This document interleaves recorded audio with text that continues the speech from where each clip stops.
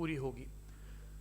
2-3 बुनियादी बातें हैं जिनका हमें ध्यान रखना है। किसी भी किस्म की नारेबाजी में हमें शरीक नहीं होना है।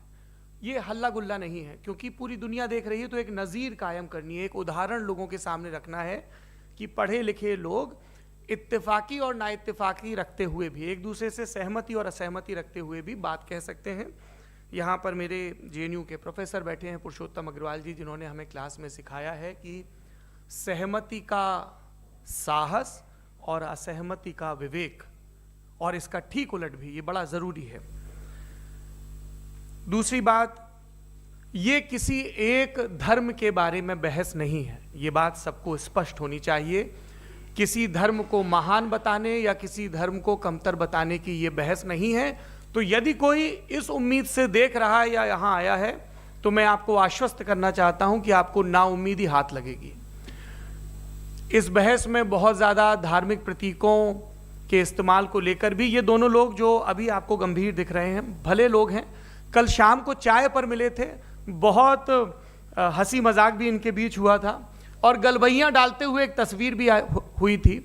ये इस बात का प्रमाण है कि इंटरनेट पर जो हल्ला मचा हुआ है उसके मुकाबले ये दोनों लोग बहुत ही अच्छे शांत ढंग से बहस के लिए राजी हो गए हैं। ट्विटर की बातें ट्विटर तक सीमित, एलन मस्क आजकल उसको एक्स कहते हैं। और अब इस बहस की शुरुआत, मैं इन विद्वानों का, हालांकि इनको परिचय की जरूरत नहीं, पर हो सकता है, हमें पत्रकारिता में सिखाया जाता है कि नेवर अज्यूम, विज्ञान भी यही कहता है। मुफ्ती शमाइल नदवी साहब इस्लामिक विद्वान, शिक्षाविद हैं, कोलकाता के वाहियान फाउंडेशन के संस्थापक हैं, लखनऊ की प्रतिष्ठित दारुल उलूम नदवतुल उलमा से ग्रेजुएशन किया है, सोशल मीडिया और सार्वजनिक मंचों पर अध्यापन और बौद्धिक कामों में सक्रिय हैं, और इस समय इंटरनेशनल इस्लामिक यूनिवर्सिटी मलेशिया से PhD कर रहे हैं। अच्छी बात यह है कि पढ़ाई के साथ साथ ट्रैवल ब्लॉग भी बनाते हैं। पेट्रोनस टावर के सामने का ब्लॉग हमने देखा। हमारे साथ जावेद अख्तर साहब हैं। जावेद अख्तर साहब कवि हैं, शायर हैं, गद्य भी लिखते हैं, फिल्मों के लिए संवाद लिखे हैं, गीत लिखे हैं। इससे इतर ये वैज्ञानिक सोच को लेकर या अपने डिक्लेयर्ड एथिज्म को लेकर भी मुखर रहते हैं और अपने तहीं रैशनैलिटी की बात करते हैं। देवियों और सज्जनों, डज गॉड एग्जिस्ट, इस सवाल का जवाब सब अपने अपने तहीं खोजने की कोशिश कर रहे हैं। कोई इसको गॉड डैम पार्टिकल की खोज बताता है, कोई गॉड पार्टिकल की खोज बताता है, कोई हिग्स बोसान की खोज बताता है, कोई ये सवाल जवाब तलाशने की कोशिश करता है कि मास एग्जिस्टेंस में आखिर आया कैसे, हुआ क्या था, सृष्टि के पहले, समय के पहले क्या था। और कोई ये कहता है कि ये सारी खोजें जिस मस्तिष्क में हो रही हैं प्रकृति के क्रम में, वो कैसे विकसित हुआ। मैं उम्मीद करता हूँ कि हम आज इन बुनियादी सवालों के कुछ जवाब हासिल करने में कामयाब हूँ। मैं सबसे पहले मंच पर आमंत्रित कर रहा हूँ मुफ्ती शमाइल नदवी साहब को। आइए सर जी।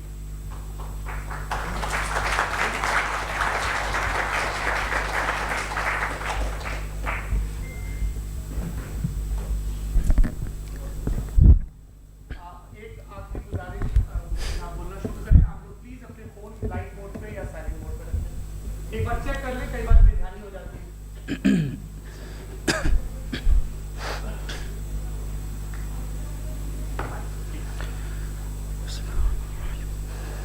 तमाम तारीफ़ें उस क्रिएटर के लिए जिसने इस यूनिवर्स को एक मकसद के तहत पैदा किया है।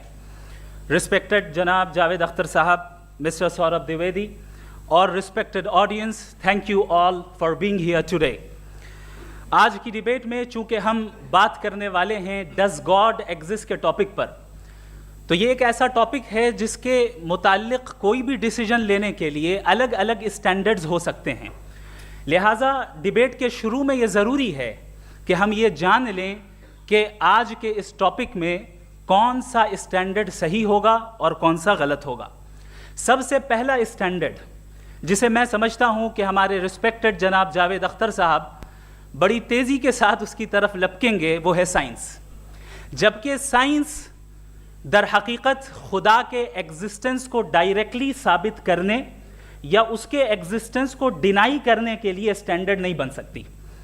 और उसकी वजह क्या है, ये मैं नहीं कह रहा, ये वो लोग कह रहे हैं जो साइंस के एक्सपर्ट्स हैं।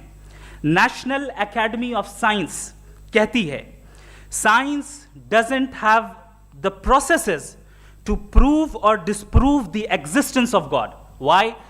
क्योंकि साइंस का ताल्लुक एम्पेरिकल एविडेंस से है और एम्पेरिकल एविडेंसेस का ताल्लुक हमारे नेचुरल और फिजिकल वर्ल्ड से है, जबकि गॉड नॉन फिजिकल और सुपर नेचुरल रियलिटी है।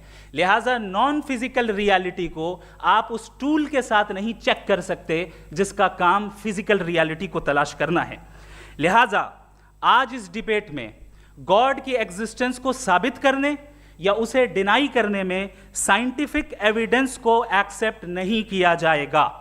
दूसरा स्टैंडर्ड हो सकता है रेविलेशन, कि रेविलेशन के जरिए हम यह साबित करें कि गॉड एग्जिस्ट करता है या नहीं। लेकिन यह स्टैंडर्ड भी आज इररेलेवेंट है। क्यों? क्योंकि रेविलेशन मेरे नज़दीक सोर्स ऑफ नॉलेज है, वैलिड सोर्स ऑफ नॉलेज है, लेकिन हमारे जावेद अख्तर साहब के नज़दीक ये वैलिड सोर्स ऑफ नॉलेज नहीं है। लिहाजा आज की डिबेट में मैं एक भी एविडेंस किसी भी मजहबी स्क्रिप्चर से नहीं दूंगा ताकि जावेद अख्तर साहब के लिए वो अनएक्सेप्टेबल ना हो। तीसरा जो मेयार हो सकता है वो है ऑब्जर्वेशन, कि भाई कोई कहे कि हमें खुदा दिखाओ, अगर है तो दिखाओ, या ये कि खुदा के एग्जिस्टेंस पर एम्पेरिकल एविडेंस दो, तो ये है दर हकीकत गलत टूल का इस्तेमाल करना। ये ऐसा ही है कि जावेद साहब मुझसे ये मुतालबा करें कि मुफ्ती साहब आप मेटल डिटेक्टर के जरिए प्लास्टिक डिटेक्ट करके दिखाएं। अब चूंकि प्लास्टिक डिटेक्ट नहीं हो पा रही है लिहाजा plastic does not exist. No, you are using the wrong tool. इस टूल से प्लास्टिक को डिटेक्ट नहीं किया जाता। लिहाजा मैं समझता हूं कि गॉड के एग्जिस्टेंस पर एम्पेरिकल एविडेंस का मुतालबा करना एक बचकाना मुतालबा है और हमारे रिस्पेक्टेड जनाब जावेद अख्तर साहब इस स्टेज से अब बहुत आगे निकल चुके हैं। अब बचता है एक ही स्टैंडर्ड और वो स्टैंडर्ड है अक्ल, लॉजिक, रीजनिंग। और यही वो स्टैंडर्ड है जिसके तहत गॉड की एग्जिस्टेंस को साबित किया जाएगा या गॉड की एग्जिस्टेंस को डिनाई किया जाएगा। लेकिन चूंकि ये बहुत इंपॉर्टेंट और सेंसिटिव टॉपिक है, इसलिए लॉजिकल आर्ग्यूमेंट भी ऐसा होना चाहिए जो डेफिनेटिव हो, इनडेफिनेटिव ना हो, जो 2 और 2 4 की तरह बिल्कुल वाजे हो, जिसे लॉजिकली रिजेक्ट करना पॉसिबल नहीं हो। फॉर एग्जाम्पल हम कहें हमारे रिस्पेक्टेड मिस्टर सौरभ साहब, ये एक इंसान है और तमाम इंसान कॉन्शियस बीइंग है। लिहाजा नतीजा क्या निकला? हमारे सौरभ साहब भी कॉन्शियस बीइंग है। क्या ये इनडेफिनेट आर्ग्यूमेंट है या डेफिनेट आर्ग्यूमेंट है? ये डेफिनेट आर्ग्यूमेंट है। ये 2 और 2 की तरह वाजे है। इसमें किसी तरह जो है लॉजिकली इसको रिजेक्ट नहीं किया जा सकता। तो अगर आज हमारे जावेद अख्तर साहब ऐसी कोई अकली दलील और लॉजिकल एविडेंस दें खुदा के ना होने पर जो डेफिनेट भी हो, तो मैं ये ऐलान करता हूं कि यकीनन मैं उस एविडेंस को कबूल करूंगा और उस पर गौर करूंगा। लेकिन साथ में ये भी ऐलान कर देता हूं प्रेडिक्शन के तौर पर कि ऐसा कोई डेफिनेट आर्ग्यूमेंट कोई नहीं पेश कर सकता। दलील हम देंगे और डेफिनेटिव दलील देंगे, लॉजिकल दलील देंगे, ऐसी दलील देंगे जो एंटायर एथिस्टिक वर्ल्ड उसे रेफ्यूट नहीं कर सकती। चलें अब हम एक एग्जाम्पल सोचते हैं, एक सिनेरियो, सिंपल सिनेरियो, तमाम ऑडियंस से गुजारिश है, हम और आप एक आइसोलेटेड आइलैंड पर हैं, ऐसा आइलैंड जहां पे हमसे पहले कोई कभी नहीं गया। चलते चलते आपके सामने अचानक आपने देखा एक पिंक कलर की बॉल पड़ी हुई है। सबसे पहला सवाल आपके जहन में क्या आएगा कि ये बॉल यहां क्यों आई, कैसे आई, ये पिंक कलर की ही क्यों है, कोई और कलर भी हो सकता था, ये इसी शेप में क्यों है, कोई और शेप भी हो सकता था। नेचुरली आप इस तरफ पहुंचेंगे कि कोई ना कोई है जिसने इन स्पेसिफिक प्रॉपर्टीज के साथ इस बॉल को बनाया है और यहां पे रखा है। चूंकि आप जानते हैं कि ये जो बॉल है इसका एग्जिस्ट करना जरूरी नहीं है, ये एग्जिस्ट कर भी सकती थी, नहीं भी कर सकती थी, और एग्जिस्ट करना ही था तो किसी और फॉर्म में करती, किसी और कलर में करती। अब आप इस बॉल को एक्सपैंड करते चले जाएं, एक्सपैंड करते चले जाएं, एक्सपैंड करते चले जाएं, यहां तक कि ये बॉल यूनिवर्स के साइज की हो जाए। बताइए कि क्या साइज के बढ़ जाने से सवाल बदल जाएगा? हरगिज नहीं बदलेगा। अभी भी सवाल रहेगा ये यूनिवर्स कहां से आया, इन स्पेसिफिक प्रॉपर्टीज के साथ कहां से आया, क्यों आया, किसने बनाया, ये सवाल उस वक्त भी वैलिड रहेगा। लेकिन ये सवाल अगर हम जनाब जावेद अख्तर साहब से करें तो चूंकि इनका वर्ल्ड व्यू एथिस्टिक है, और सिर्फ इनका नहीं, मतलब जितने भी एथिस्ट हैं और एथिस्टिक वर्ल्ड व्यू को रखने वाले से अगर आप ये सवाल करें कि ये यूनिवर्स कहाँ से आया, तो इनका जवाब या तो आर्ग्यूमेंट फ्रॉम इग्नोरेंस होगा या डॉगमेटिक होगा। या तो ये कहेंगे कि मुझे नहीं पता कि ये कहाँ से आया, लिहाजा गॉड डज नॉट एग्जिस्ट, ये आर्ग्यूमेंट फ्रॉम इग्नोरेंस है। या ये कहेंगे कि ये यूनिवर्स खुद ब खुद बन गया, इसका मतलब ये है कि उस बॉल को भी खुद ब खुद बन जाना चाहिए, लेकिन बॉल के ताल्लुक से ये एक्सप्लेनेशन एक्सेप्ट नहीं की जाएगी कि ये खुद ब खुद बन गई, लेकिन यूनिवर्स के ताल्लुक से कर दिया जाएगा। इसे हम दूसरे अल्फाज में डॉगमा भी कह सकते हैं। दूसरी चीज, हमारे जावेद अख्तर साहब जरूर गॉड ऑफ गैप्स की मिसाल भी जरूर देंगे, और मिसाल देंगे कि पहले ज़माने में बिजलियां कड़कती थी तो लोगों ने किसी एक खुदा की तरफ, और बारिश होती थी तो दूसरे खुदा की तरफ मंसूब कर दिया, उनके पास दलील नहीं थी। यह हमारा वर्ल्ड व्यू है ही नहीं, यह हमारा वर्ल्ड व्यू है ही नहीं, क्योंकि नेचुरल फिनोमेना के प्रोसेस की इंटरप्रिटेशन को जान लेने से यह कहां से साबित हो गया कि गॉड एग्जिस्ट नहीं करता है। इस पर मैं इंशाअल्लाह अभी आगे बात करूंगा। आप हजरात ये भी देखेंगे, और मैं ये एक्सपेक्ट करता हूं कि हमारे रिस्पेक्टेड जनाब जावेद अख्तर साहब ज़रूर इमोशनल आर्ग्यूमेंट्स भी देंगे, जो कि एक लॉजिकल फेलेसी है जब बात आती है ट्रुथ को डिसाइड करने में। क्यों? मिसाल के तौर पर वो कहेंगे कि अगर गॉड है तो ईविल क्यों एग्जिस्ट करता है, जबकि मैं कहता हूं ईविल का एग्जिस्ट करना गॉड के एग्जिस्ट करने की दलील है, उसके खिलाफ नहीं है। चूंकि अगर गॉड है तो हम सब उसके सामने अकाउंटेबल हैं, और अगर हम अकाउंटेबल हैं तो अकाउंटेबिलिटी के लिए ईविल का मौजूद होना जरूरी है, उसके बगैर हम अकाउंटेबल नहीं हो सकते। और अगर हम अकाउंटेबल नहीं हैं तो हम जनाब जावेद अख्तर साहब से पूछेंगे कि आप बताएं कि फिर सफरिंग इस दुनिया में क्यों है? अगर खुदा नहीं है तो सफरिंग क्यों है? और उन लोगों के जज्बे का क्या जिनके अंदर सफरिंग के बाद इंतकाम लेने का जज्बा पाया जाता है और वो इस दुनिया से ऐसे ही चले गए, क्या उनकी सारी तकलीफें बेकार चली जाएंगी? अब आ जाएं उसी एग्जाम्पल की तरफ कि बॉल, मुझसे अगर कोई पूछे इस बॉल को किसने बनाया और या इस एक्सपेंडेड बॉल को किसने बनाया, मैं कहूंगा कि चूंकि ये यूनिवर्स और इस यूनिवर्स की तमाम चीज़ें कॉन्टिंजेंट हैं। कॉन्टिंजेंट होने का मतलब ये होता है कि जो अपने एग्जिस्टेंस पे किसी के ऊपर डिपेंड करती हो, तो जाहिर है ये यूनिवर्स कॉन्टिंजेंट है। और अगर कोई चीज़ कॉन्टिंजेंट नहीं है तो मैं रिक्वेस्ट करूंगा कि मुझे दिखा दें कि कौन सी चीज़ यूनिवर्स में कॉन्टिंजेंट नहीं है, हम भी ज़रा गौर कर लें और हम भी देख लें। और जब कॉन्टिंजेंट चीज़ें मौजूद हैं तो फिलोसोफर्स की इस्तिलाह के मुताबिक, हम उस टर्मिनोलॉजी के मुताबिक हम उस जगह तक पहुंचते हैं और उस हस्ती तक पहुंचते हैं जिसे नेसेसरी बीइंग कहा जाता है, कि ये वो नेसेसरी बीइंग है जिसका मौजूद ना होना नामुमकिन हो। चूंकि अगर ये मौजूद ना हो तो सारी चीज़ें एग्जिस्टेंस में आएंगी ही नहीं, और ये सारी कॉन्टिंजेंट चीज़ें उसी के ऊपर डिपेंड करती हैं। अब अगर आप ये सवाल करते हैं कि फिर उस हस्ती को किसने बनाया, फिर उसका कॉज क्या है, फिर उसका कॉज क्या है, फिर उसका कॉज क्या है, और एंडलेसली चले जाएं, इसे हम कहते हैं इन्फिनिट रिग्रेस ऑफ कॉजेज, जो कि लॉजिकल फेलेसी है। कॉन्सेप्चुअली इन्फिनिटी पॉसिबल है। मिसाल के तौर पे न्यूमेरिकल्स 1 2 3 गिनते चले जाएं, इन्फिनिट नंबर्स हैं। मैं कॉन्सेप्चुअली बात नहीं कर रहा, प्रैक्टिकली रियलिटी में साबित करके दिखाएं कि infinite regress of causes possible हैं या नहीं। अगर पॉसिबल हैं तो हम मान लेंगे, मिसाल दे दें, और पॉसिबल नहीं है तो एक ही ऑप्शन बचता है जिसे हम कहते हैं नेसेसरी बीइंग। ऐसी नेसेसरी बीइंग जो इंडिपेंडेंट है, क्योंकि अगर वो डिपेंडेंट हुई तो वो नेसेसरी नहीं रहेगी। ऐसी इंडिपेंडेंट बीइंग जो इटर्नल है, अगर वो इटर्नल नहीं होगी, उसकी बिगिनिंग होगी तो वो खुद कॉन्टिंजेंट है।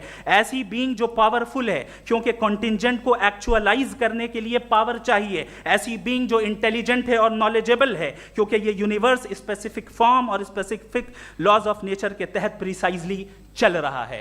Thank you. थैंक यू मुफ्ती साहब। मैं इन दलीलों के बाद जावेद अख्तर साहब से गुजारिश करूंगा, आप बैठ के बोलना चाहेंगे या बाहर? जी।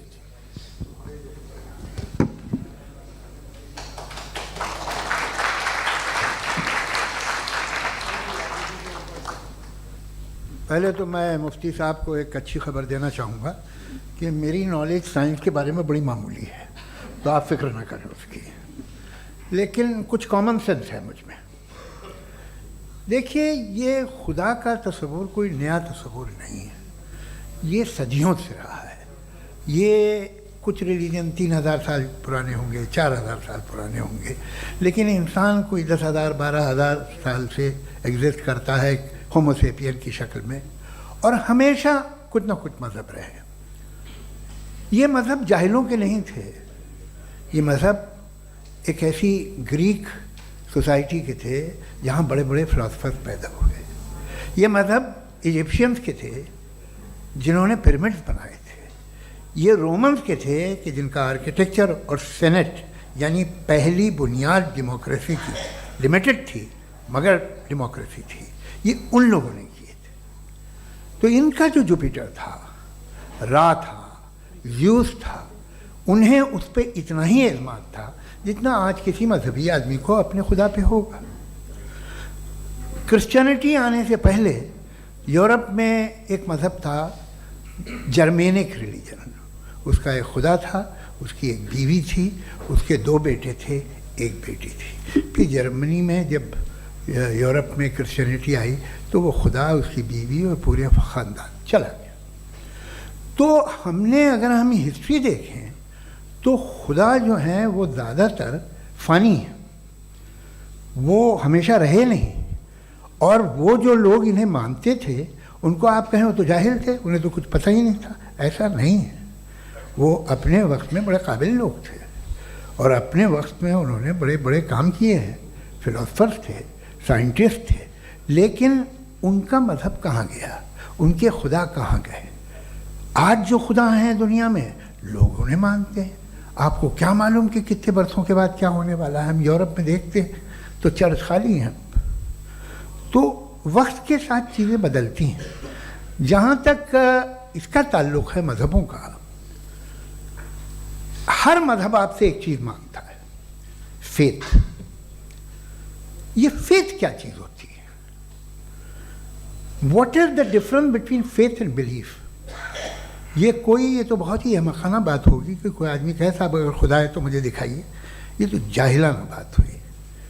मैंने तो नॉर्थ पोल नहीं देखा है मगर मैं मानता हूँ कि नॉर्थ पोल है। मैं क्यों मानता हूँ? इसलिए कि अगर ये दुनिया राउंड है तो उसका कोई टॉप होगा।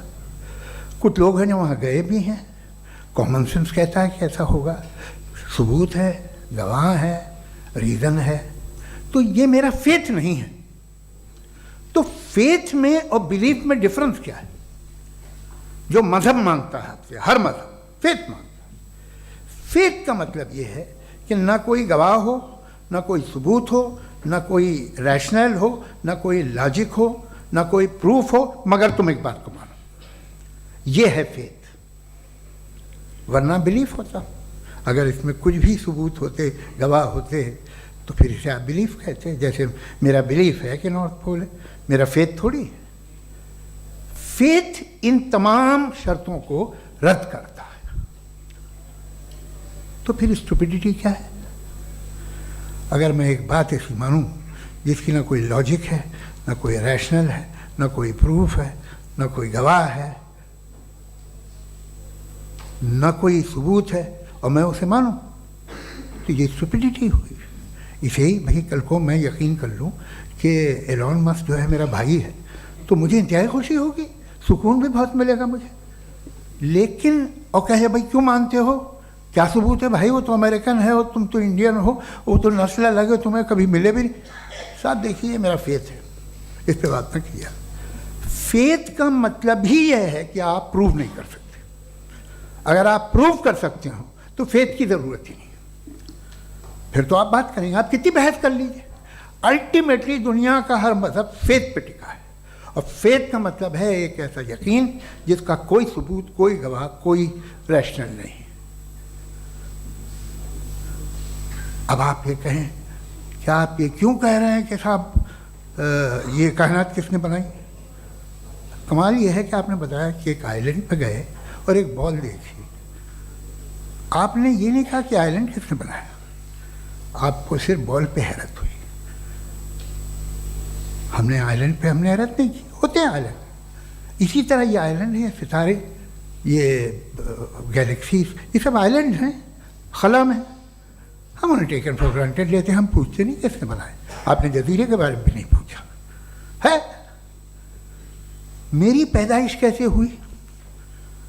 क्या मैं प्लान्ड पैदा हुआ था? I was plan to be born, या एक लकी स्पर्म था जो किसी एग से चिपक गया? मेरी पैदाइश रैंडम। और इंसाफ जिसे आप कहते हैं, इंसाफ का तो नेचर से कोई वास्ता ही नहीं है। जो आप कहते हैं कि एक दिन इंसाफ मिलेगा, इंसाफ is a human concept, nature में कोई इंसाफ नहीं। अगर शेर हिरन को खा जाता है तो उसे कोई सजा नहीं मिलती। अगर एक आंधी आती है और हरे भरे पेड़ों को उखाड़ के फेंक देती है तो आंधियों की जेल नहीं होती है। नेचर में इंसाफ नहीं, इसलिए मुझे नेचर को इंसाफ की ज़रूरत भी नहीं। नेचर तमाम एक है। अब हम कहें कि साहब ये देखिए जो मैंने खाना खाया था ये मेरी आँख तो नहीं यूँ कर दिया उसे तो इसे सज़ा मिलनी नहीं, वो सिस्टम है, ऐसे ही चल रहा है।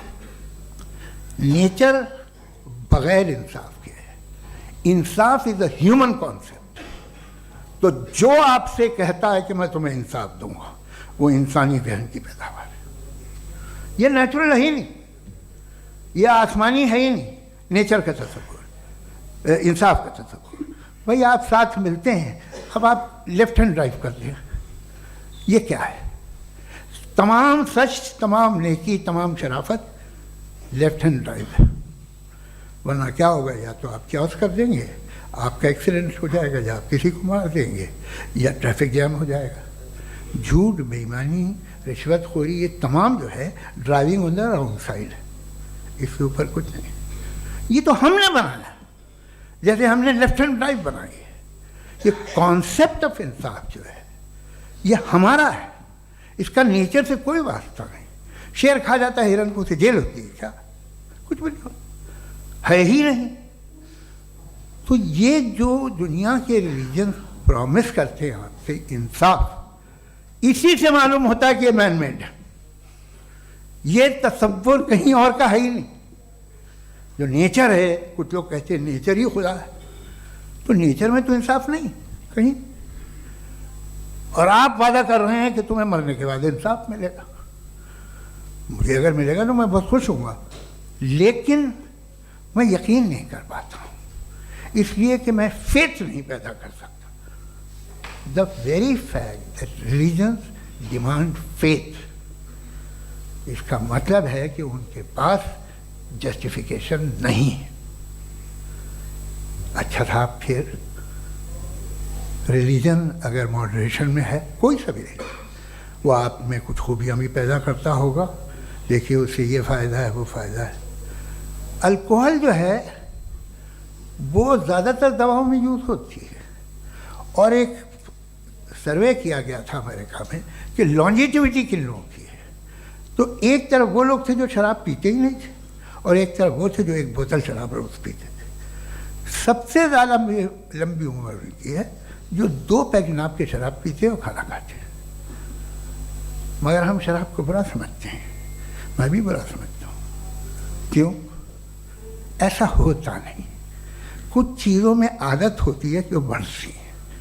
आज तक में एक आदमी दूध पीता है, आप 10 साल बाद भी मिलेंगे तो एक ही गिलास पीता होगा। ऐसा नहीं होता, सुबह से दूध पीता रहता है।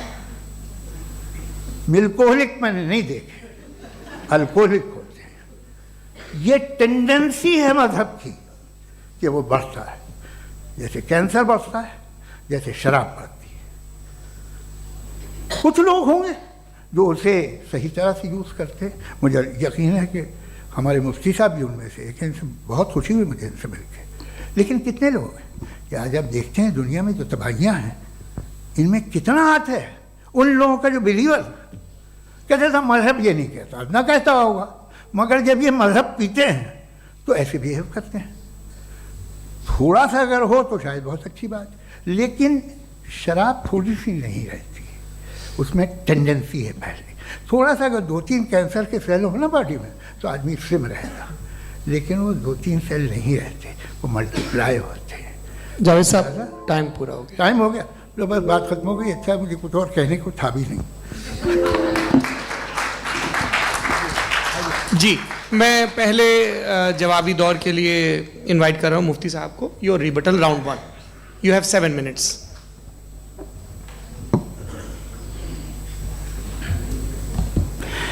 Thank you very much Javed साहब। आपकी बात को सुनकर बड़े महजूज हुए हम लोग। महजूज, डू यू अंडरस्टैंड?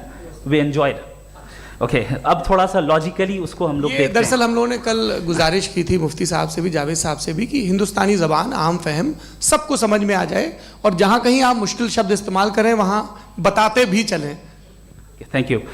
तो सबसे पहले हमारे रिस्पेक्टेड जावेद साहब ने हवाला दिया कि खुदा फ़ानी है, कितने मजहब आगे चले गए, किसी ने जुपिटर को खुदा माना, किसी ने किसी को माना। मैं कहता हूँ जिसने कॉन्टिंजेंट चीज़ को खुदा माना, गलत माना, वो खुदा ही नहीं, वो खुदा ही नहीं है।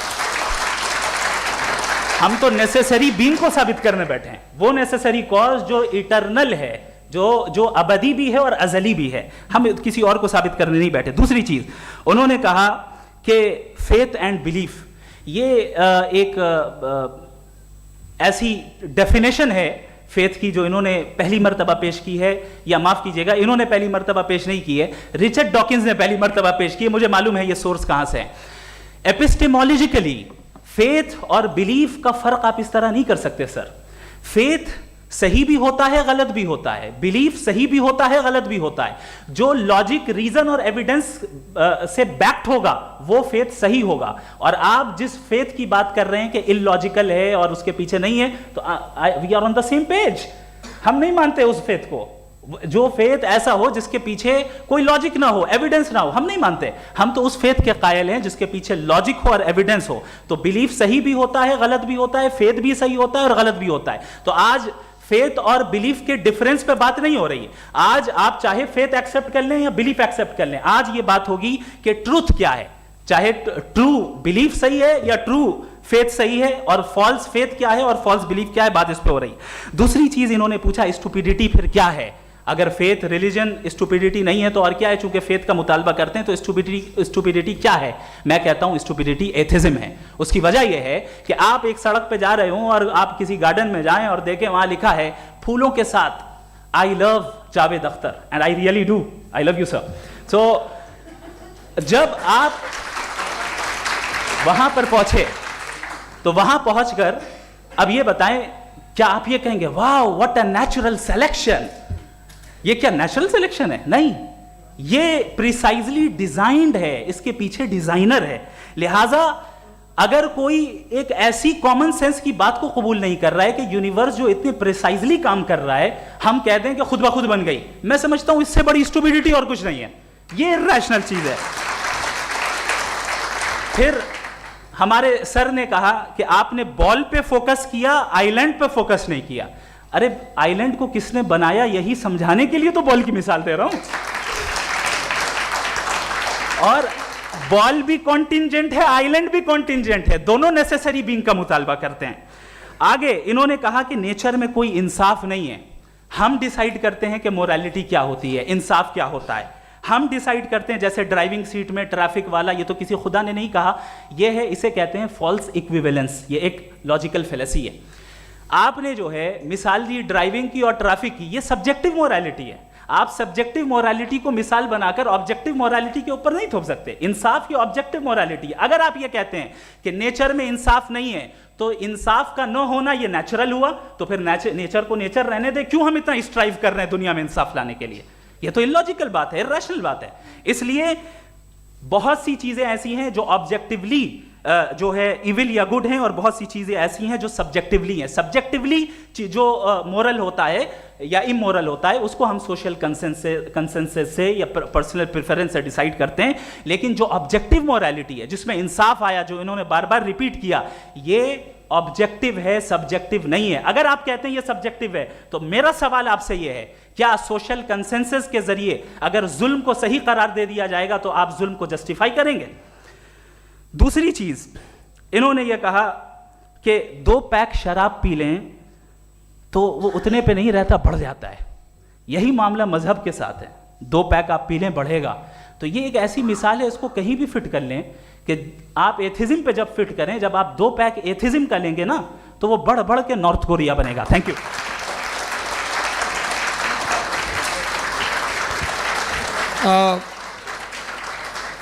फर्स्ट राउंड के रिबटल के लिए मैं जावेद साहब को इनवाइट कर रहा हूं। आपके पास 7 मिनट का वक्त है, रीसेट कर दीजिएगा प्लीज।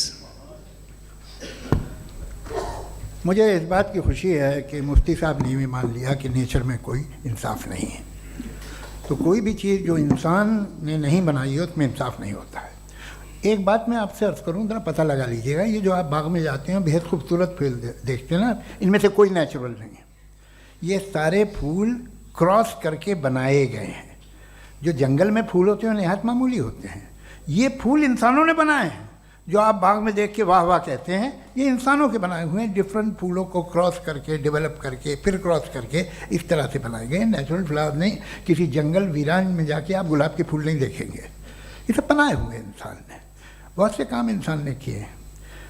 बाकी है कि आपने मेरी एक बात का जवाब नहीं दिया, जिससे मुझे शिकायत है कि फेथ क्या है और आप फेथ मांगते क्यों हैं मुझसे? आप तो लॉजिकल हैं, आपके पास तो सारे रैशनल्स हैं, आपके पास सारे सबूत हैं, तो आपको फेथ की डिमांड क्यों करते हैं कि भाई तुम सरेंडर कर दो और सवाल मत करो? कोई मजहब सारे सवाल करने की इजाज़त नहीं देता है और मना करता है कि ज़्यादा सवाल ना करो, बहक जाओगे तुम। आप क्यों रोकते हैं? हकीकत यह है कि इंसानी तारीख क्या है। इंसानी तारीख ये है कि दुनिया में दो तरह के लोग हुए हैं। एक वो जिन्होंने अपनी लाइल्मी की परस्तिश की है, दूसरे वो जिन्होंने अपनी इग्नोरेंस या लाइल्मी से झगड़ा किया है और मालूम किया है कि क्या है। ये जो आप कह रहे हैं, आज आप हैरान हैं कि भाई ये यूनिवर्स कैसे बनी। लोग हैरान थे कि सूरज डूबता है तो इधर से कैसे निकलता है। और आप एक कदम जाके हमेशा का मानने को तैयार है, एक कदम पीछे ही मान जाइए। भाई आप इसके बाद जाते हो, कहते सवाल ना करना कि ये कहाँ से आया, ये पावर तो हमेशा से हमेशा रहेगी। तो आप यूनिवर्स के बारे में मानने में क्या तकलीफ है? एक कदम पहले रुक जाइए। ये हमेशा से थी या नहीं थी, हमें मालूम नहीं है। और ये कहना कि हमें मालूम नहीं है, कमाल ये है कि दुनिया के सारे मज़हब सब जानते हैं ये दुनिया कैसे बनी थी, कैसे मिटेगी, मरने के बाद क्या होगा, इनको सब इल्म है। इनको किसी को डायनासोर होते थे पहले ये नहीं पता था, किसी को नहीं पता। किसी भी दुनिया की मजहबी किताब में डायनासोर का जिक्र नहीं है। लेकिन बाकी सब बातें, how to make universe in 4 easy lessons and बाकी सब पता है। जिसको सब पता है वो गड़बड़ है। हम में ये इनकिसार, ये ह्यूमिलिटी होनी चाहिए कि हम ये कहें कि हमें ये बहुत सारी बातें नहीं मालूम, लेकिन हम उनकी परस्तिश न करना, अपनी लाइल्मी को की परस्तिश न करें, हम उसे पता लगाने की कोशिश करें। जिस दुनिया में आप बैठे हैं सर, ये हॉल जो है, ये इलेक्ट्रिसिटी जो है, ये माइक जो है, जिस हवाई जहाज से आप आए थे, वो जिस कार से आप यहाँ आए हैं, ये सब उन लोगों की बनाई हुई है जिन्होंने सवाल किए थे। ये दुनिया जिसमें आप आज आराम से हैं, ये उन लोगों की बनाई है कि जिन्होंने सवाल किए थे। और हर स्टेज पे इन सवालों को मकरूह कहा गया था, गलत कहा गया था। आप ज़रा तारीख़ पढ़िए, एक बड़ी दिलचस्प किताब है बर्ट्रैंड रसेल की, जिसमें उसने रिलीजन एंड साइंस कि कब से रिलीजन जो है साइंस के अगेंस्ट है। और हद तो ये है कि भाप के इंजन के खिलाफ थे, स्टीम इंजन के भी खिलाफ थे, और फतवे हुए उन पर, वेटिकन ने दिए। तो ये हमेशा, अभी जैसे ही ये राइट विंगर आते हैं अमेरिका में पावर में, तो वो जो अपना ये क्या बोलते हैं उसे, सीड क्या बोलते हैं, सीड क्या जो, हाँ नहीं सीड जो होते हैं जिन पे जी नहीं भाई, वो जो ह्यूमन बॉडी के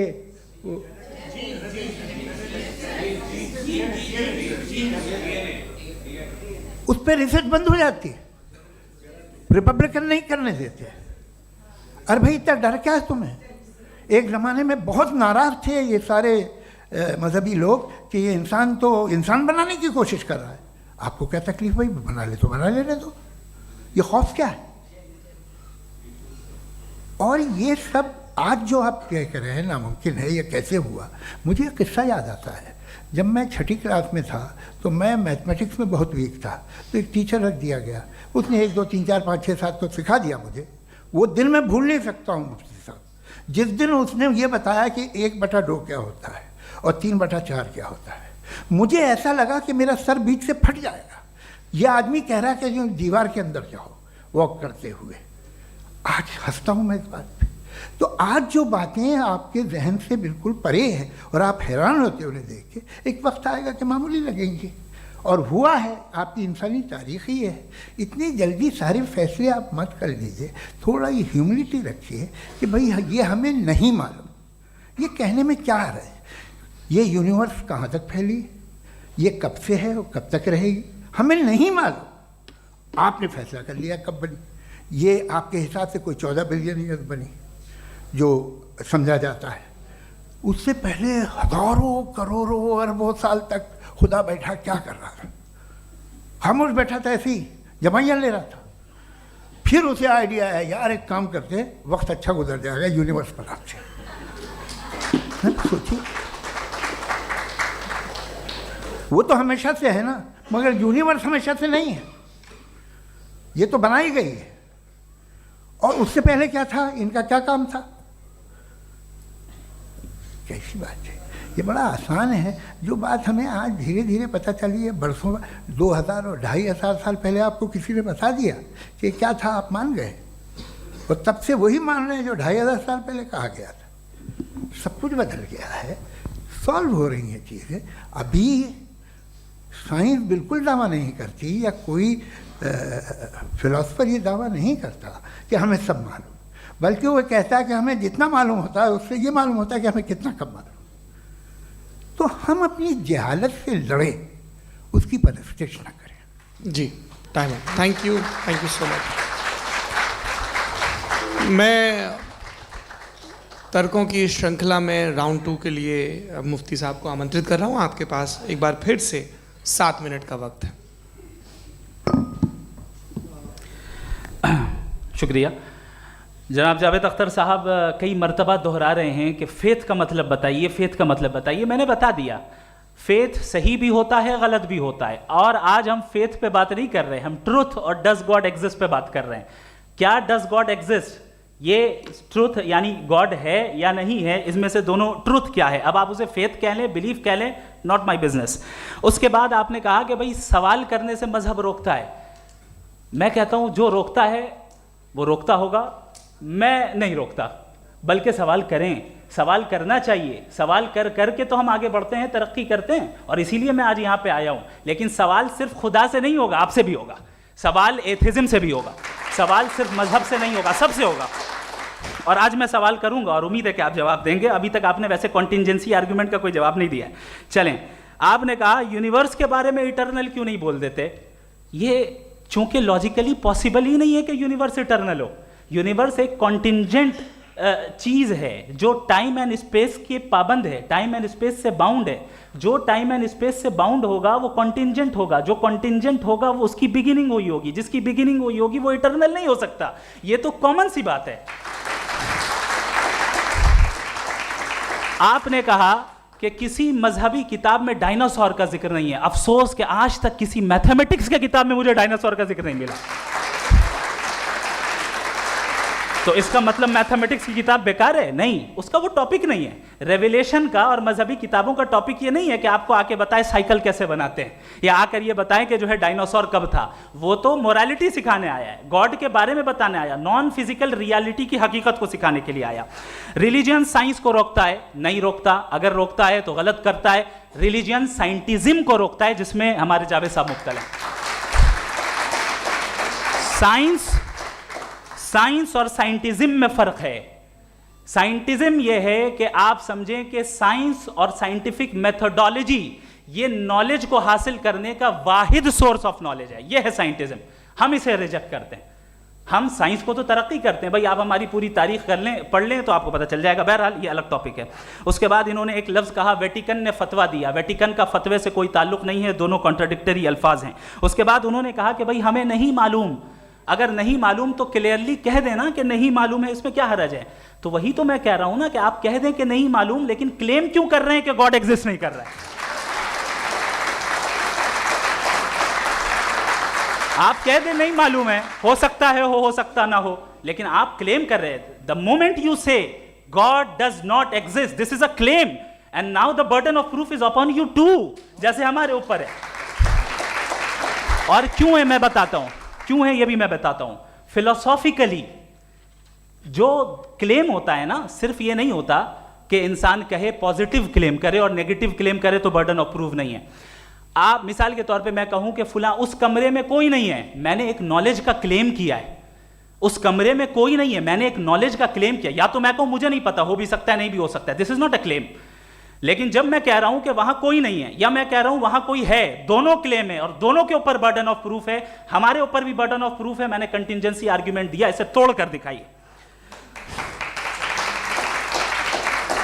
आखिरी चीज, इन्होंने कहा कि खुदा दुनिया बनाने से पहले 150 साल पहले या करोड़ों साल पहले क्या कर रहा था। अरे हजरत,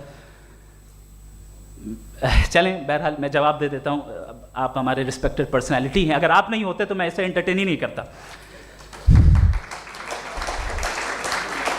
टाइम, ये 100 साल पहले या 100 साल बाद, पहले बाद में अभी, ये वो अल्फाज हैं जिनका ताल्लुक टाइम से है। टाइम शुरू ही हुआ है यूनिवर्स की बिगिनिंग के बाद, तो उसके पहले खुदा क्या कर रहा था, सवाल इलॉजिकल है, ये फेलेसी है। यानी आप ये कह रहे हैं कि यूनिवर्स के बनने से पहले खुदा क्या कर रहा था, टाइम के बनने से पहले, पहले का ताल्लुक टाइम से, टाइम उस वक्त था ही नहीं, तो ये सवाल ही इनवैलिड है खुदा के ताल्लुक से। दूसरी चीज, आर्ग्यूमेंट ऑफ कंटिजेंसी जो मैंने आपके सामने पेश की है, आपने बार बार ये प्रूफ किया और ये कह रहे हैं कि गॉड ऑफ गैप्स। देखिए पहले नहीं मालूम था, साइंस ने कर दिया। सिंपल की मिसाल से मैं समझा देता हूं। जिस गैप्स की आप बात कर रहे हैं ना, साइंस उन गैप्स को जिन चीज के जरिए भी प्रूव करेगा वो कॉन्टिंजेंट ही होगा, अब चाहे वो फोर्स हो, मैटर हो या एनर्जी हो।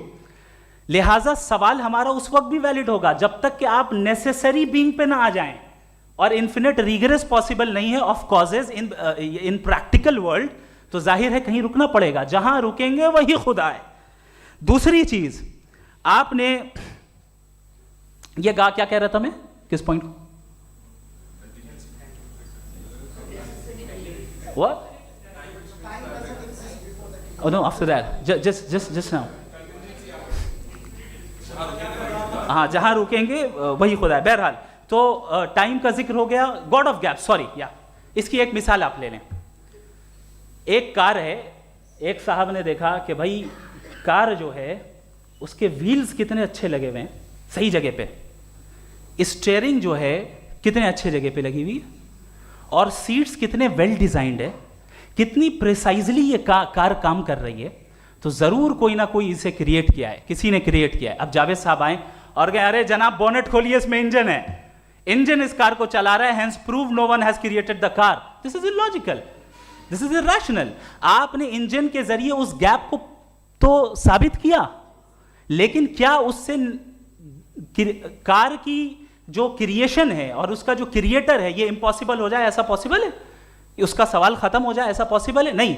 आपने गैप्स को फिल करके, कॉन्टिंजेंट चीजों से गैप्स को फिल करके हमारे ऑब्जर्वेशन को और ब्रॉड कर दिया।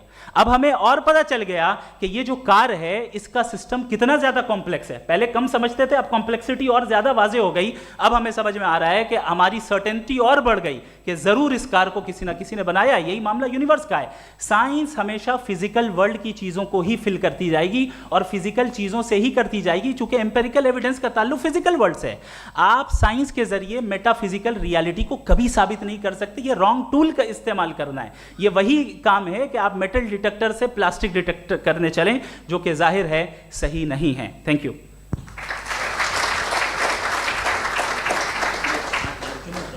जी, ये आर्ग्यूमेंट का राउंड 2 है। हाँ। 7 मिनट है। पहले तो मैं आपसे अर्ज करूं कि आपने कहा कि जब कायनात ही नहीं थी तो वक्त भी नहीं था, कुछ भी नहीं था। कैसे नहीं था? खुदा था। एक एग्जिस्टेंस तो था ना खुदा का। तो जब खुदा था तो वक्त भी होगा। ऐसा नहीं है कि कुछ भी नहीं था, खुदा था। अच्छा, बाकी है कि आपने कहा साहब आप साबित कीजिए, आपके पास भी लॉजिक है, मेरे पास भी लॉजिक है। आप मेरा जिम्मेदारी नहीं है साबित करना कि खुदा है। बर्ट्रैंड रसेल ने एक बड़ी अच्छी बात कही। बर्ट्रैंड रसेल ने एक बड़ी अच्छी बात कही। मैं आपसे अगर ये दावा करूं कि एक चाय की केतली मरीख के चारों तरफ घूम रही है, मार्स के चारों तरफ, तो यह आपका काम नहीं है कि आप साबित करें कि कोई चाय की केतली नहीं है। ये मेरा काम है, मैंने दावा किया है। ये दावा तो मजहबी लोग करते हैं कि खुदा है, मैं क्यों साबित करूं कि नहीं है? जब तक आप मुझे कन्विंस नहीं कर देंगे मैं नहीं मानूंगा। आपकी जिम्मेदारी है, मेरी जिम्मेदारी नहीं है। दोयम ये कि ये जो आप कह रहे हैं, जो गैप्स हैं, ये गैप जब जब किसी मजहब को चैलेंज करते हैं, जब ऐसा कोई बात आती है तो हंगामा हो जाता है कि जब वो चैलेंज करें किसी फेथ को। ये तमाम साइंस जो है इसे मुख्तलिफ जगहों पे मुख्तलिफ वक्तों में मज़हब ने रोकने की कोशिश की है। ये किताब है religion and science Burton Russell की, पढ़िएगा, अच्छी लगेगी आपको। तारीख़ ही है साइंस, मज़हब की साइंस से उसका यही रिश्ता है। अच्छा, अब ये हम सोचें कि बहरहाल ये वजूद जो है मज़हब और ये बिलीव इन गॉड इंसान को बेहतर बना देता है, तो एक काम कीजिए, हिंदुस्तान वर्ल्ड का नक्शा लीजिए और मार्क कीजिए कि रिलीजन कहाँ कहाँ ज़्यादा है, कहाँ कहाँ, चाहे वो लैटिन अमेरिका हो या मिडल ईस्ट हो या फार ईस्ट हो या हिंदुस्तान के वो इलाके जहाँ मजहबियत ज़्यादा है। रख दीजिए नक्शा अलग। अब दूसरा नक्शा कि कहाँ कहाँ नाइंसाफ़ी, रिप्रेशन, औरतों के हुकूक की पामाली, जुल्म, डिक्टेटरशिप कहाँ है, नक्शा एक ही होगा। तो आप मुझे बताएं कि जो इसका तरकीब इस्तेमाल क्या है, खुदा का तरकीब इस्तेमाल तो बताइए। आप छोटी सी दवा सड़क पे बेचते हैं, उसकी भी तरकीब इस्तेमाल बताते हैं। इसके इस्तेमाल से तो फ़ायदा नहीं हुआ किसी को। जो सारे के सारे ख़राब मुल्क हैं, ख़राब समाज है, वो सारे जुल्म खुदा के नाम पे करते हैं। वो गलत करते हैं, सही करते हैं, मुझे क्या लेना देना उससे। इस्तेमाल से मालूम होता ना। एक विस्की की बोतल कभी शायद देखी हो आपने, लाल रंग की होती है, उस पर रोशनी और छपड़ा इंतहाई खूबसूरत लगती है, क्या बिगाड़ रही है किसी का? उसका इस्तेमाल गलत है, इसलिए आप उसे नापसंद करते हैं। इसका इस्तेमाल गलत है, इस तसव्वुर का इस्तेमाल ही गलत है और हमेशा से गलत हुआ है। आप देख लीजिए, इंसानी तारीख देख लीजिए, आज देख लीजिए, हिंदुस्तान देखिए, दुनिया देख लीजिए क्या हो रहा है। इसे कैसे इस्तेमाल कर रहे हैं फेथ वाले लोग? क्या फेयर हैं, जस्ट हैं, जो अपने खुदाओं पे यकीन रखते हैं? वो किस तरह के लोग हैं? वो लोगों को इंसाफ देते हैं, वो बेहतर इंसान बने। तो इस दवा का फ़ायदा क्या है? चलो बहुत फ़ायदा हो रहा तो मैं इस्तेमाल कर लूँगा, मैं मुझे तो इस दवा का कोई फ़ायदा दिखता ही नहीं। मुझे तो ऐसा लगता, मैं एक और बात बताऊँ, अगर कोई आदमी मजहबी है और अच्छा आदमी है तो मैं उसकी बहुत इज्जत करता हूँ, इसलिए कि मेरा ख्याल है मजहबी आदमी का अच्छा होना मुझसे अच्छा होने से ज़्यादा मुश्किल है। भाई हर चीज़ की एक लिमिट है। आप इतना भाग सकते हैं, इतना नहीं भाग सकते, इतना वज़न उठा सकते, इतना नहीं उठा सकते, इतना दूर देख सकते हैं, इतना दूर नहीं देख सकते। उसी तरह कॉमन सेंस कहता है कि आप में नेकी का भी एक कोटा होगा। अब आप अगर सुबह जाते हैं अपनी इबादत गाह और इबादत करते हैं, तो बाहर निकलते हैं तो आप तो यही महसूस करते हैं कि आपने एक बहुत अच्छा काम किया, आपकी नेकी का एक बहुत बड़ा कोटा खर्च हो गया जिससे किसी का कोई फ़ायदा नहीं। मैं तो नहीं जाता हूँ तो मुझे तो किसी को खाना खिलाना पड़ेगा, किसी बेवा की मदद करनी पड़ेगी। मैं अपना कोटा कैसे कंज्यूम करूँ? आप अपना कोटा, सारे मजहबी लोग इंतहाई यूजलेस कामों में यूज़ करते हैं। उसके बाद भी अगर आप में बच्ची है थोड़ी सी शराफत, तो भाई वाह क्या बात है।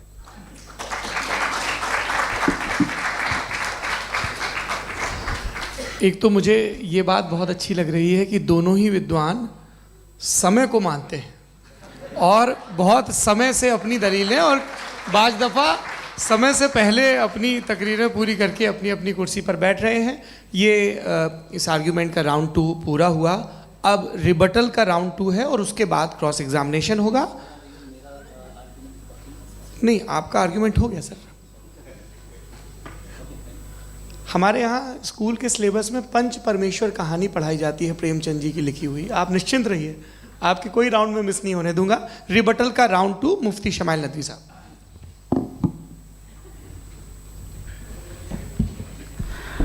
असल में जो हकीकी प्रॉब्लम है, असल प्रॉब्लम है, वो ये है कि जावेद साहब के पास कॉन्सेप्ट ऑफ गॉड क्लियर नहीं है।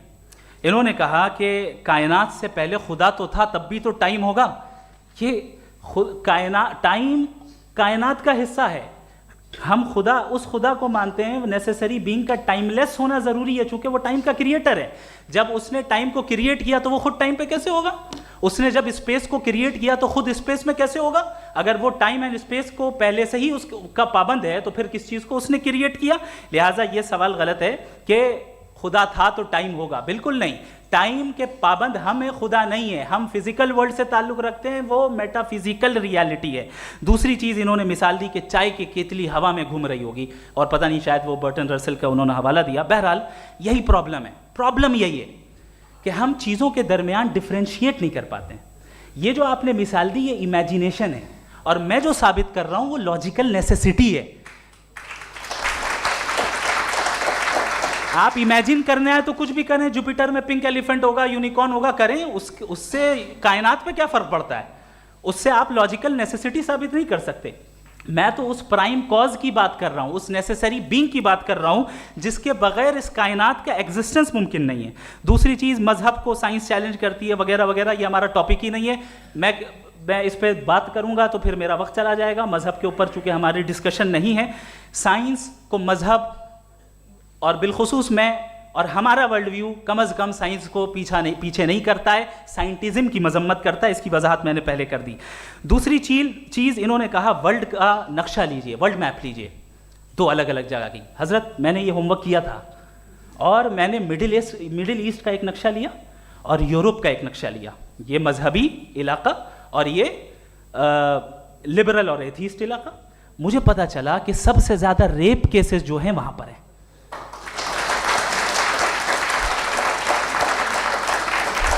मुझे ये पता चला यूएन की रिपोर्ट के मुताबिक, मैं ये अपने घर से नहीं लेके आ रहा, कि जो वर्किंग वुमेन है यूरोपियन कंट्रीज में, उसमें 81% वुमेन सेक्सुअल हैरेसमेंट का वर्क में शुमार हो रही है। ये मिडिल ईस्ट में नहीं हो रहा है, वो मजहबी लोग हैं इसलिए नहीं हो रहा है। दूसरी चीज आपने ये कहा कि मजहबी आदमी का अच्छा होना हमारे अच्छे होने से बहुत मुश्किल है, बहुत मुश्किल है। तो इसका मतलब यह है कि गॉड के अलावा आपके पास अच्छे और बुरे का कोई स्टैंडर्ड है।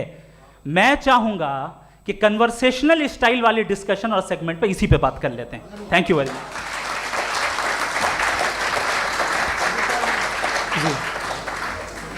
ये रिबटल का राउंड 2 है, आपके पास 5 मिनट का वक्त है, और इसके बाद क्रॉस एग्जामिनेशन शुरू करेंगे। आप चाहें तो जो इन्होंने सवाल पूछे उनके जवाब आप रिबटल में भी दे सकते हैं। जी जी, देखिए पहले तो ये बात कि ये मिसाल गलत नहीं है, गलत है।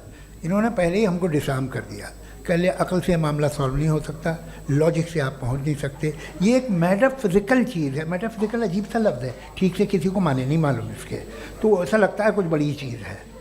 अरे भाई क्या होता है मेटाफिजिकल, बताओ, खड़ी हो। ये एक लफ्ज़ है जो कहीं भी इस्तेमाल हो जाता है। जब आप एक बात कर रहे हैं और आप मुझसे बहस कर रहे हैं तो मुझे मेटाफिजिकल मत बताइए, आप लॉजिकली मुझे प्रूव किए। और अगर लॉजिकली आप नहीं बात करते साहब ये मेटाफिजिकल है, तो फिर हम आप बात क्या कर रहे हैं? मेरा आपका किस ज़बान में कॉन्वर्सेशन होगा? और ये कहना कि वक्त पहले नहीं था, तो फिर क्यों कहते हैं ये हमेशा से और हमेशा रहेगा? हमेशा वक्त है, तो आप कैसे कहते हैं वो हमेशा से है और हमेशा रहेगा? हमेशा का मतलब है कोई वक्त, अगर वक्त ही नहीं है तो हमेशा कैसे? बाहर वो रहेगा। अब मैं ये देखता हूँ, आपने कहा ना कि वहाँ रेप ज़्यादा होते हैं, तो हम एक बात देखते हैं कि दुनिया जिस पे वो कादर मुतलक है, जिसकी मर्ज़ी के बगैर पत्ता भी नहीं हिलता, ओमनीपोटेंट है, ये दुनिया चल कैसे रही है? और इस दुनिया का हाल क्या है? 45,000 बच्चे जो 10 साल की उम्र से कम थे वो गाजा में मरे। भूख से काला हांडी में बच्चे मरते हैं और डिप्थेरिया से मरते हैं। डिप्थेरिया अजीब मर्ज है, गले में जाली बनना शुरू होती है, बच्चा नीला हो जाता है, गरीब का बच्चा, इसलिए कोई उपास इलाज नहीं। ये कादर मुतलक है, जो चाहे कर दे। इससे आप दुआएं मांगते हैं हमारी ये काम कर दे वो कर दे, तो इसका मतलब डे टू डे लाइफ में वो इंटरफेयर करता है और ये देख रहा है वो। अगर वो वाकई भी है फॉर डिस्कशन सेक, तो मैं जब दुनिया देखता हूँ तो मेरे दिल में उसके लिए कोई इज्जत नहीं पैदा होती। ये क्या कर रहे हो तुम पूरे ऑल पावरफुल हो, ओमनीपोटेंट हो, ओमनी प्रेजेंट हो। तुम तो वहाँ गाजा में रहे होगे ना, तुम हर जगह हो। तुम देख रहे थे कि बच्चे की कैसे धज्जियाँ उड़ रही, तुम देख रहे थे और तुम चाहती हो मैं तुम्हारी परस्तिश करूँगा, तुम हो भी। अरे यार, इसके अच्छे तो हमारे चीफ प्राइम मिनिस्टर हैं, कुछ तो ख्याल करते हैं। कमाल है। आप किसकी इबादत कर रहे हैं?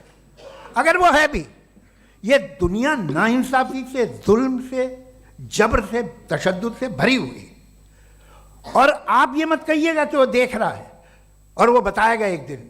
अगर वो देख रहा है और इंटरफेयर नहीं करता तो आप दुआ क्यों मांगते? आप कहते हैं मेरा ये काम करा दे, इसके मतलब है वो दखल दे सकता है, वो आपको नौकरी दिलवा सकता है, भले दूसरे आदमी को न मिले, मगर आपका काम कर देगा चूंकि आपने दुआ मांगी है। तो जब वो आपको नौकरी दिला सकता है, लड़की की शादी कर सकता है, बेटे को ग्रीन कार्ड दिलवा सकता है, तो कम से कम ये जो मर रहे हैं बच्चे, इनको रोक दे, कुछ तो करे। मुझे तो दुनिया में, इस दुनिया का कोई मालिक है, इसका ओमनीपोटेंट कोई रूलर है, और ये दुनिया ऐसी चल रही है। मैं तो चाहूँगा कि भाई ना हो, अगर हो तो बड़ी शर्मिंदगी की बात है। शुक्रिया।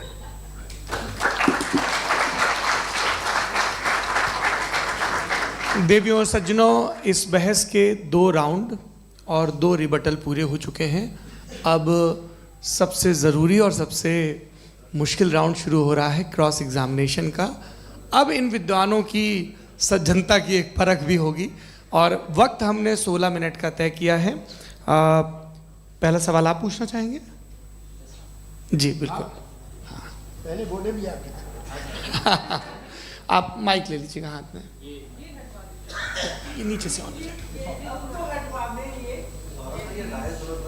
जी। मैं बोलता हूँ, ये डायस हटा सकते हैं क्या हम थोड़ा क्विकली? डायस पीछे कर दीजिए बस थोड़ा सा, है, ताकि ये जो दाएं बाएं लोग बैठे हैं, इसे हटा ही दीजिए। अब हम वहाँ तो जाने वाले नहीं। आराम से आराम से दोनों तरफ से हटा दीजिए।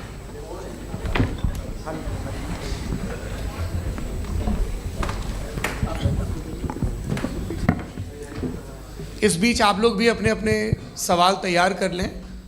ये ध्यान रखेंगे कि मैं यहाँ से सवाल लूँगा, आप लोगों को अपना हाथ ऊपर करना है, अपना नाम बताना है और अधिकतम 3 वाक्यों में अपना सवाल पूरा करना है। कई लोग सवाल की जगह भाषण देने लगते हैं, उससे आज बचना है।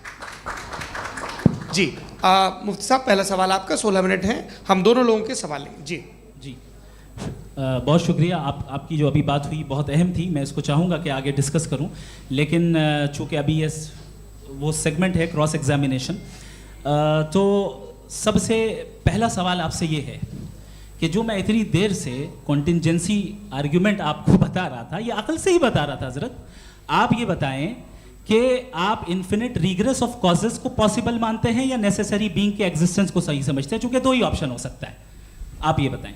देखिए, आपको मैं ईमानदारी से बात करूँ, एक तो मैं कॉन्टिजेंसी वर्ड ठीक से समझता नहीं, और इस वक्त भी जो आपने अंग्रेज़ी के अल्फाज इस्तेमाल किए वो ज़रा थोड़े से मुझे डिफ़िकल्ट और कॉम्प्लिकेटेड लगे, तो आप ज़रा सिंपल ज़बान में सवाल कर सकते हैं? बिल्कुल कर सकता हूँ जी। यूनिवर्स की हर चीज़ कॉन्टिंजेंट होने का मतलब ये है कि वो अपने एग्जिस्टेंस में किसी के ऊपर डिपेंडेड है। जो भी चीज़ डिपेंडेड होगी वो चीज़ इंडिपेंडेंट नहीं हो सकती, तो उसका कोई ना कोई कॉज होगा। तो अब आप क्या समझते हैं कि ये इन्फिनिट रिग्रेस है, यानी कॉज पर कॉज, कॉज पर कॉज, कॉज पर कॉज, और कभी कोई यानी ये एंडलेसली चलता रहा? क्योंकि अगर ऐसा होगा तो हम तो एग्जिस्टेंस में आते ही नहीं। लॉजिकली ये मुत्तफक अलैह चीज़ है, मुत्तफक अलैह, अग्रीड अपॉन। ओके,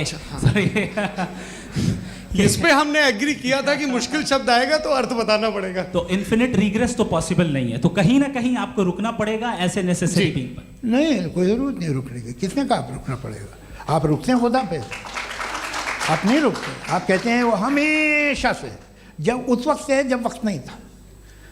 आप कहाँ रुकते हैं कि अब हुआ था वो? आप नहीं कहते। हम क्यों नहीं मान सकते कि यूनिवर्स जो है और बल्कि मल्टीवर्सेस जो है वो हमेशा से हैं, वो बनती हैं, बिगड़ती हैं। एक हमारे यहाँ एक चीज़ है ब्लैक होल, वो समेट लेता है वापस, फिर ब्लास्ट होता है, फिर फैल जाता है, और इसमें हमारी तो खैर कोई औकात ही नहीं है। इंसान की एक छोटे से ज़र्रे पे हम 50-60 साल की उम्र रखते हैं, जो करोड़ों अरबों साल की कायनात है उसमें, और पैदा भी नहायत ही बेहुदा वजह से हुए थे। तो इसमें ये सोचना कि इसकी वजूहात और ये क्यों है, ये डिपेंडेंट है, ये हम देख रहे हैं। क्या मालूम, आप सोचिए कि ये जो फैल रही है कायनात, ये कहाँ फैल रही है, ये कहाँ जा रही है, और ये फैल क्यों रही है? अरे बना ली थी तुमने, रुको भैया, काफ़ी है। ये फैल क्यों रही है? ये और कौन सी कायनात जिसे मैं दूरबीन से देखता हूँ तो 2 बिलियन लाइट ईयर पे है, उससे मेरा कोई वास्ता ही नहीं है। 2 बिलियन ईयर यानी अगर मैं 80,000 माइल्स पर सेकेंड से चलूँ तो 20 करोड़ साल में वहाँ पहुँच जाऊँगा। इसकी ज़रूरत क्या थी? ये दुनिया, ये कायनात तो इंसान अशरफुल मखलूक़ात के लिए बनाई गई ना। तो ये सब ये टर्म समझ में नहीं आया, इसमें कोई ख़ास समझने वाली बात थी भी नहीं।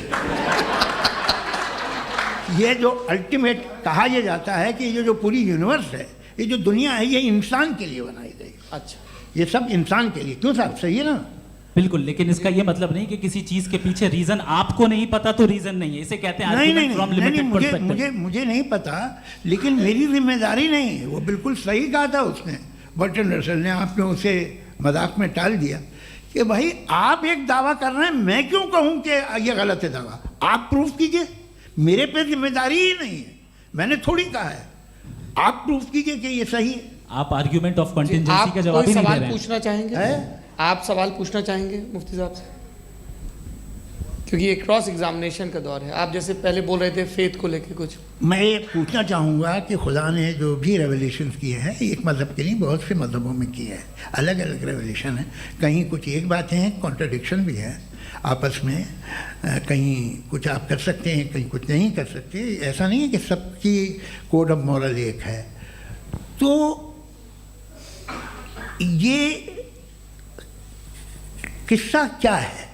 अब आप ये देखिए कि मुझे कभी कभी लगता है कि ये जो फुटबॉल फाइनल होता है, लाखों लोग होते हैं, फिर वो टीवी कवर करती, करोड़ों लोग, अगर उसमें खुदा की एक बूमिंग आवाज़ आ जाती, मैं गॉड हूँ, तो सारे लोग अभी सुन लेते और टीवी पे भी सुन लेते, किस्सा ख़त्म होता। ये इतनी राजदारी क्या है कि तुम सामने कुछ तो सबूत दे दो हमें सॉलिड। ये कह साहब ये यूनिवर्स कैसे बनी, इससे मसला क्या हल होगा? मैं पूछूंगा आपसे खुदा कैसे बना? क्यों नहीं पूछूंगा कैसे बना? बल्कि वो तो कायनात से कहीं ज़्यादा इंटेलिजेंट है, कायनात से कहीं ज़्यादा कॉम्प्लेक्स। जी वो हमेशा से है। आप कहेंगे मैं मान लूँगा। अच्छा, दोयम वो कादिर मुतलक, यानी कादिर मुतलक का मतलब ओमनीपोटेंट, वो जो चाहे कर सकता है। आपको नौकरी दिलवा सकता है, आपकी अच्छी जगह शादी करवा सकता है, आपके पड़ोसी का मुकदमा हरवा सकता है, आपको जिता सकता है, सब काम करता है। थोड़ा सा माइक क्लोज जी। वो इस दुनिया को चला कैसे रहा है? ये दुनिया कैसे चल रही है? आपको इस पर हैरत नहीं होती? या क़यामत के बाद कभी एक जस्टिस होगा, जब ये बच्चा मर चुका होगा जिसकी धज्जियाँ उड़ गई बम से, इसको इंसाफ मिलेगा तब। अच्छा, अब जवाब दूं? हाँ दीजिए। मैं वही इसीलिए आप ही की तरफ आता। सबसे पहले आपने रेवलेशन और स्क्रिप्चर्स की बात की, इस पे मैं बात कर सकता हूँ लेकिन आज नहीं करूँगा चूँकि वक्त कम है, कभी और इस पे डिस्कस करेंगे। मैं तैयार हूँ उस पर भी बात करने के लिए। ये अभी से राउंड 2 की भूमिका तय हो रही है। Does God exist round 2? जी, चूँकि आज गॉड के एग्जिस्टेंस पे बात है तो मैं उसी के रिलेटेड जो है आपके सवालात को एंटरटेन भी करूँगा और मैं भी पूछूंगा। आपने कहा कि आपने साबित ही नहीं किया, जबकि आर्ग्यूमेंट ऑफ कॉन्टिजेंसी बुनियादी आर्ग्यूमेंट है। आप मुझे कॉन्टिजेंसी का मतलब बताइए, आपका मतलब क्या कॉन्टिजेंसी?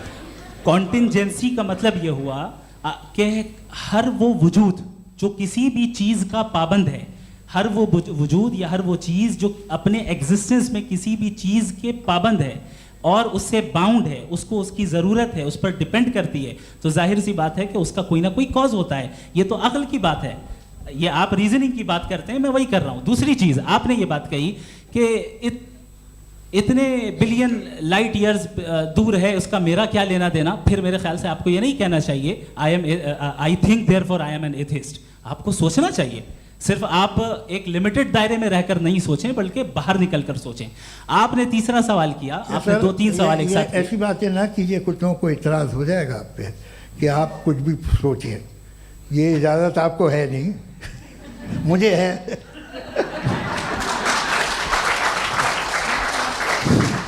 जी, आपने प्रॉब्लम ऑफ इविल के ताल्लुक से सवाल किया और बार बार आप एक लफ्ज रिपीट कर रहे हैं कि ओमनीपोटेंट गॉड है। ऑल पावरफुल गॉड है।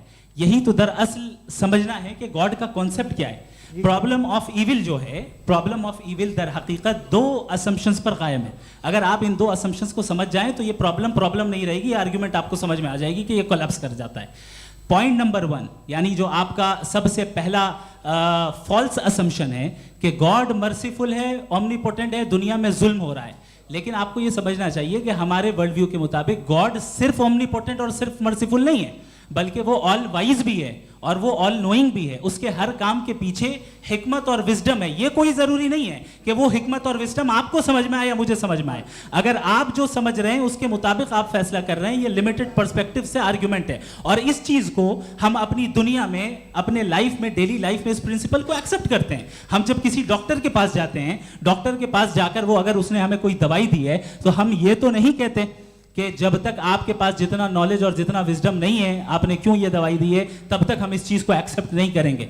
नहीं कहते, हम उसकी अथॉरिटी को तस्लीम करते हैं। क्यों? क्योंकि उसकी हम जानते हैं कि वो नॉलेजेबल है, वो विजडम वाला है, हमसे ज्यादा नॉलेज और हमसे ज्यादा विजडम है। बताएं सर। नहीं, डॉक्टर में और खुदा में बड़ा डिफरेंस है। डॉक्टर पढ़ा लिखा होता है, एक तो मैं उसकी बात सुनूंगा। दो ये नहीं, कुछ जवाब तो ये भी नहीं है। सर प्लीज, आप अगर सब ऑडियंस से बोलने लगेंगे तो फिर मतलब नहीं सिविलाइज्ड बहस का। मतलब आप ये कहें कि चूंकि आप डॉक्टर पे बिलीव करते हैं इसलिए खुदा पे बिलीव कीजिए, क्या ये मिसाल आपको समझाने के लिए आर्गुमेंट है, इस पे आपको एतराज नहीं है। तो सिंपल बात ये है कि मैं अगर ये यकीन कर लूँ कि एक ओमनीपोटेंट, उसकी मसलहत है, ये जो बच्चे मर रहे हैं ये मसलहत है उसकी, मुझे नहीं चाहिए इसकी मसलहत। उसकी मसलहत नहीं, यही तो समझना है, मतलब एक्सपीरियंस। अच्छा, इस आपने अभी मेरी बात पूरी सुनी नहीं। मैंने कहा आपका पूरा आर्ग्यूमेंट दो फॉल्स असम्पशंस पर है। एक फॉल्स असम्पशन मैंने बता दिया, दूसरा फॉल्स असम्पशन ये है कि इस दुनिया में इविल के होने का कोई गुड रीजन नहीं है, जबकि हमारे पास बाज रीजंस मौजूद हैं, हमारे पास बाज वजूहात मौजूद हैं। अगर इस दुनिया में इविल ना हो तो आप गुड को डिफाइन कैसे करेंगे? अगर जुल्म ना हो आप इंसाफ को समझेंगे कैसे? अगर तारीकी ना हो तो आप लाइट को समझेंगे कैसे? बहुत अच्छे। अभी और सुन लें, अभी और बाकी है। ये तो बात बहुत पसंद आई साहब मुझे, कि जब तक रेप ना हो तब तक औरतों की इज्जत का ख्याल आपने मेरा जवाब पूरा सुना ही नहीं। जब तक के बच्चों का कत्ल ना किया जाए तब तक आपको बच्चों की मासूमियत की इज्जत। आपने पूरा जवाब सुना ही नहीं। क्या बात है, क्या आपने नुक्ता निकाला? आपने पूरा जवाब सुना ही नहीं। आप सुन लें, मेरी बात सुन लें। ये मैंने आपको एक चीज बताई। दूसरी चीज, इस दुनिया में हम आए हैं टेस्ट के लिए, हमारा टेस्ट हो रहा है और हर इंसान का अलग अलग अंदाज में टेस्ट होता है। और इस दुनिया में अगर इविल मौजूद है तो वो इविल जरिया है हमारे अंदर ह्यूमन नोबल क्वालिटीज को डेवलप करने का और अलग अलग फील्ड में प्रोग्रेस करने का। और अगर हमारे अंदर और इस दुनिया में इविल नहीं होता तो बताइए टेस्ट का मतलब क्या होता? अगर मैं अपने स्टूडेंट को एमसीक्यूज दूं और उसमें सिर्फ राइट आंसर लिख कर दे दूं और कहूं तुम्हारा टेस्ट हो गया, ये मीनिंगलेस है। इस दुनिया में अगर हम टेस्ट के लिए आए हैं तो जाहिर है गुड एंड इविल दोनों मौजूद है। तो अगर गुड एंड इविल दोनों मौजूद है तो ये इविल भी खुदा का बनाया हुआ है? जी हाँ, खुदा का बनाया हुआ है। लेकिन अच्छा, चलो अच्छी बात। जी बिल्कुल, तो बिल्कुल खुदा ने बनाया। अभी तो ये है कि जो मेजॉरिटी है दुनिया में वो इविल है, तो ये खुदा एक्चुअली इविल के साइड पे लग रहा है मुझे। बिल्कुल भी नहीं, मैं बताता हूं। मेजॉरिटी में तो वो है। क्या बात कर रहे हैं भाई आप? कोई भी जो मुंसिफ होगा, चाहे आपका अपना घर हो जिसके आप सबसे बड़े हैं, चाहे आपकी ऑर्गेनाइजेशन हो जो आप चलाते हैं, वहां पर आप इविल रखेंगे साबित करने को कि बाकी लोग शरीफ हैं? मेरी बात सुन, क्या ये आर्ग्यूमेंट ही गलत है? अगर कि जब तक के कोई इविल नहीं होगा तब तक के शरीफ आदमी शरीफ नहीं लगेगा। अगर एग्जामिनर गलत ऑप्शन दे रहा है तो एग्जामिनर इविल नहीं हो गया, जो गलत ऑप्शन को सेलेक्ट कर रहा है वो फेल होगा। क्रिएटर ने इविल को बनाया है लेकिन वो इविल नहीं है। अच्छा सुनिए मेरी बात, हाँ। Let me complete sir. जी जी। क्रिएटर ने इविल को बनाया है टेस्ट के लिए, वो इविल नहीं है। इविल वो होगा जो उसे इख्तियार करेगा। छुरी को बनाने वाला गलत नहीं होता है, छुरी का गलत इस्तेमाल करने वाला गलत होता है। रेप को कैसे गलत इस्तेमाल करते हैं? रेप इंसान के फ्री विल का नतीजा है। ये रेप कैसे गलत इस्तेमाल होता है? ये मुझे अब सुन लें, अब सुन लें। गलत इस्तेमाल होता है। हाँ मैं बता रहा हूँ ना, कैसे गलत? मैं बता रहा हूँ कि जो इविल इस दुनिया में मौजूद है उसके कई सारे तरीके हैं। एक तरीका इंसान का अपना फ्री विल है। अब अगर कोई रेपिस्ट रेप कर रहा है तो इसका गॉड का कसूर नहीं है, वो अपने फ्री विल का गलत इस्तेमाल कर रहा है, उसको सजा मिलनी चाहिए। अच्छा। और उसी के लिए जहन्नम बनाई गई है। ये फ्री विल का भी बड़ा चक्कर। आप जब कोई बुरा काम करते हैं या कोई बुराई होती है तो ये कहा जाता है कि ये फ्री विल है। 7 billion free wills are moving on this planet. 7 billion free will. और एक आदमी अपनी फ्री विल से मुझे कत्ल कर दे तो मैं खुदा की मर्जी से मरा हूँ कि इसकी फ्री विल की वजह से? मेरी मौत खुदा के हाथ है या ये फ्री विल वाले के हाथ है? खुदा ने फ्री विल का निजाम बनाया है और उस निजाम का गलत इस्तेमाल करके कोई आपको ये मार रहा गलत है, इस्तेमाल करके मेरा कत्ल कर देता है। अब मेरी मौत का जिम्मेदार कौन है? वो इंसान जिम्मेदार है। वो इंसान। जी। तो ये कहना कि और उसको खुदा ही जिंदगी उसको देता सजा है, मिलेगी।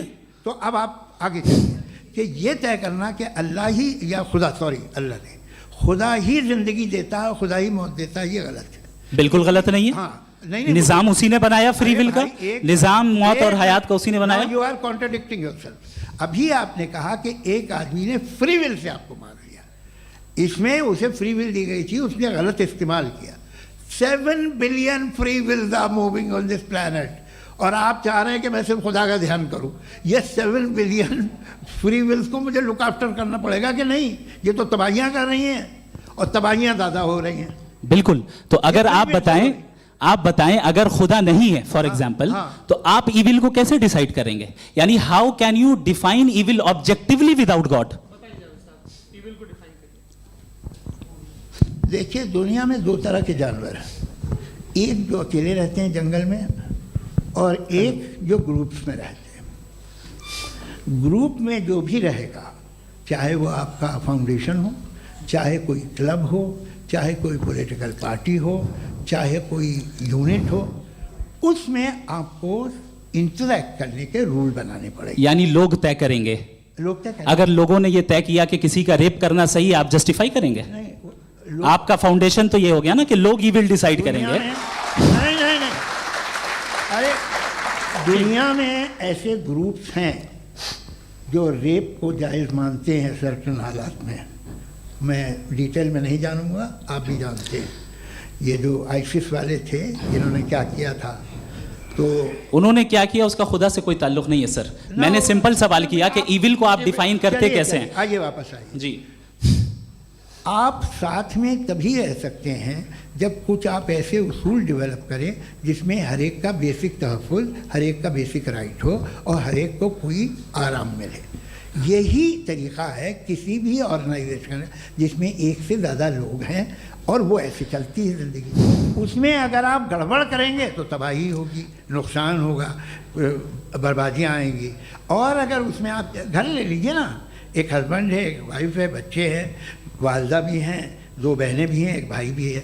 अब इसमें कोई निज़ाम आपको चाहिए साथ में रहने का, और एक दूसरे पे भरोसा रहे, एक दूसरे के बहीख्वाह हों, एक दूसरे की मदद करें, ऐसी जिंदगी। सर आपकी बात आ गई। आप ये कह रहे हैं कि लोग डिसाइड करेंगे क्या सही है क्या गलत है, यही है? मेजॉरिटी डिसाइड करेगी क्या सही है क्या गलत है? अरे भाई बिल्कुल। मेजॉरिटी अगर ये कहे कि नाजी जर्मनी के साथ जिस तरह मेजॉरिटी थी कि जेनोसाइड करना सही है, आप जस्टिफाई करेंगे? उस वक्त आपका ये सवाल सिर्फ उसके बाद क्लोजिंग। हाँ, उस वक्त प्लेनेट पे जो लोग थे, उनमें कितने लोग हिटलर को सही समझते? अच्छा, प्लेनेट की मेजॉरिटी तय करेगी, सोसाइटी की नहीं। प्लेनेट की मेजॉरिटी गॉड के एग्जिस्टेंस को सही मानती है, आप क्यों नहीं मानते? ये हेलो ये क्रॉस क्वेश्चन का राउंड यहाँ पर समाप्त होता है। और ये बड़ा अच्छा है कि इस तरह से फ्रेगमेंट कर दिया गया है ताकि जो मरकरी ऊपर जा रहा है नीचे जवाब दे दूं जी। प्लेनेट की ज़्यादातर मेजॉरिटी कुछ दूसरे मजहबों के खुदा को मानती है। आप उन्हें क्यों नहीं? आप तो मेजॉरिटी की बात कर रहे हैं। अच्छा, ये क्लोजिंग आप ये कह रहे हैं इविल और गुड को डिसाइड मेजॉरिटी करेगी। मेजॉरिटी जो कर दे वो सही हो जाएगा। क्लोजिंग इसको जैसा आप ही लोगों ने तय किया है उसी फॉर्मेट को फॉलो कर लेते हैं। हाँ भाई, मैंने तो भले लोगों पे एतबार किया और तब मॉडरेशन तय किया। जी, आपके पास 5 मिनट का वक्त है, क्लोजिंग आर्ग्यूमेंट है, उसके बाद हम ऑडियंस से क्वेश्चन आंसर लेंगे जावेद साहब की क्लोजिंग आर्ग्यूमेंट के बाद। ओके, बहुत शुक्रिया। जी। हमारा जो टॉपिक है डज गॉड एग्जिस्ट, मैं इस पे इतने एकेडमिक तैयारी करके आया था, मुझे था कि मैंने सोचा था कि कई सारे मैं आर्ग्यूमेंट्स दूंगा, लेकिन वक्त की भी किल्लत और जावेद साहब बार बार इधर उधर चले जा रहे थे तो उसको भी थोड़ा एंटरटेन करना पड़ गया।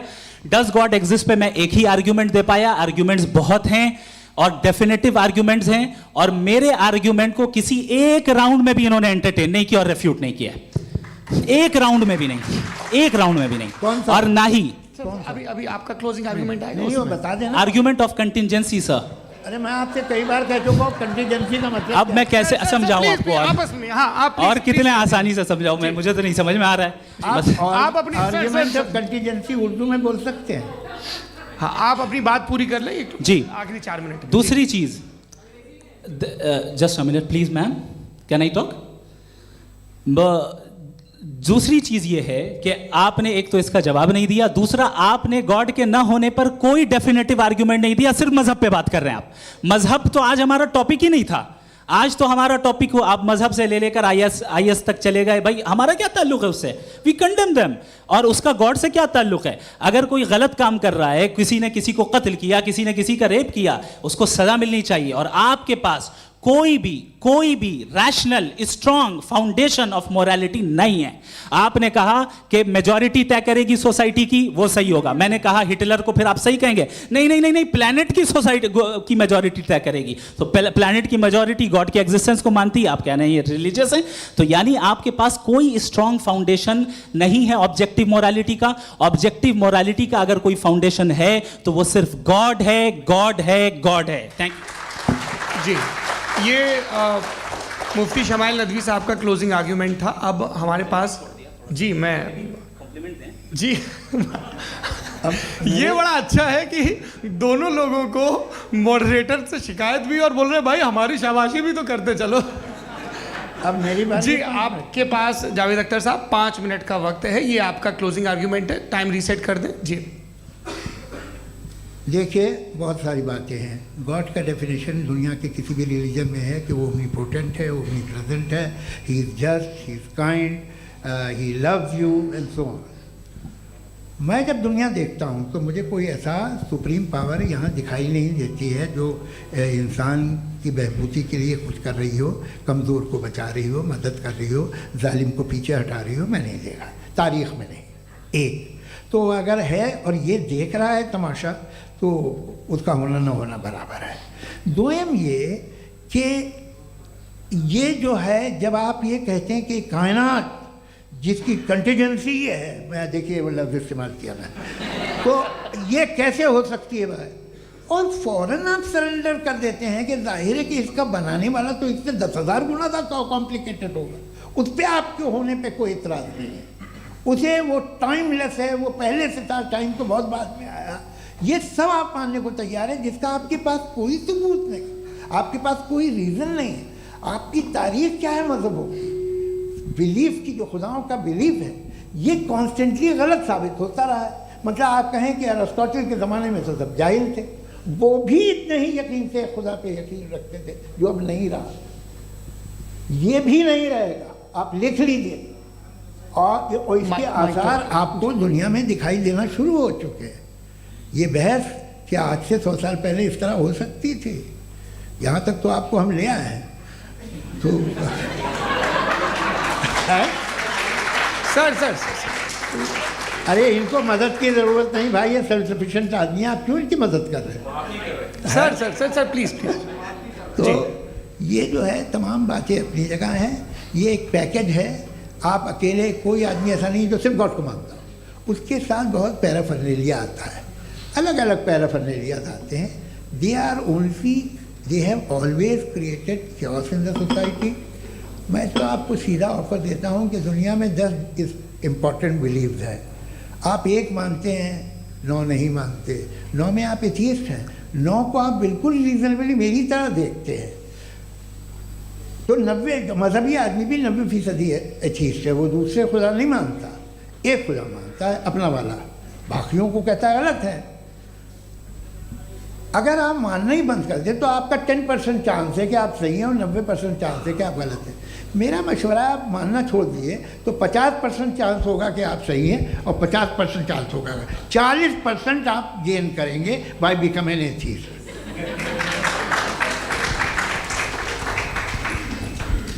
ये एक फरसूदा ख्याल है, ये ख़त्म हो रहा है। हो सकता है मेरी ज़िंदगी में ना हो, लेकिन ये हो जाएगा। जो बातें ये इनको आप मेटाफिज़िकल ये वैसे रिस्पेक्टेबल टर्म दे दिए, ये तो उन लोग के हैं जिन्हें ना फिज़िक्स मालूम थी ना मेटा मालूम था, ये उन्होंने आपको दिए हैं। जी बहुत शुक्रिया आप दोनों लोगों का। और अब इस बातचीत का आखिरी राउंड शुरू होगा, डज गॉड एग्जिस्ट की ये बहस मुफ्ती शमाइल नदवी और जावेद अख्तर साहब के बीच। आप लोग अपने अपने हाथ ऊपर करेंगे, मैं यहाँ से तय करूँगा। और माइक हमारे पास है क्या? एक ही माइक है ऑडियंस के लिए? 2 माइक है, एक इस तरफ एक इस तरफ, ठीक है। तो जी सबसे पहले हमारी सहयोगी हैं मारिया शकील जी, पूछिए सवाल। थोड़ा सा रुकेंगे ताकि कैमरे का फ्रेम आप पर आ जाए, आपकी तो प्रैक्टिस है टीवी की। जी नदवी साहब, मैं खुदा को मानती हूँ, पहले मैं इसी प्रमाइस से शुरू कर रही हूँ और ये बता रही हूँ आपको, मैं मानती हूँ।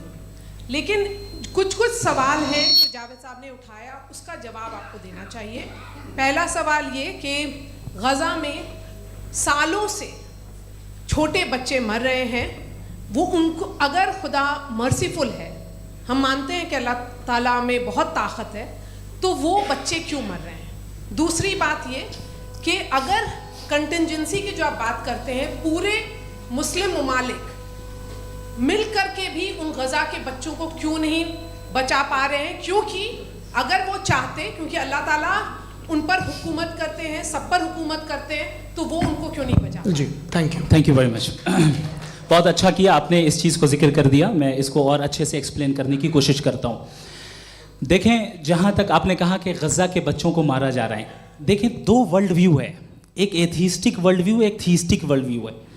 बच्चे मर रहे हैं दोनों वर्ल्ड व्यू में, लेकिन हमारा वर्ल्ड व्यू कह रहा है कि रिकॉम्पेंस है, ये कह रहे हैं कि उनका मरना बेकार जाने वाला है, कोई उसका रिकॉम्पेंस नहीं है, चूँकि इनके यहाँ आखिरत और अल्लाह का कोई तसव्वुर या गॉड का कोई तसव्वुर नहीं है। आपने ये सवाल किया कि गॉड मर्सीफुल है, क्यों नहीं रोकता? ये मैंने बताया कि ये मिसकंसेप्शन है लोगों के दरमियान कि गॉड को सिर्फ मर्सीफुल और ओमनीपोटेंट समझते हैं। गॉड के सिर्फ यही 2 एट्रीब्यूट्स नहीं हैं, गॉड के कई सारे एट्रीब्यूट्स हैं, उनमें से अल हकीम भी है, उनमें से ऑल वाइज भी है, ऑल नोइंग भी है।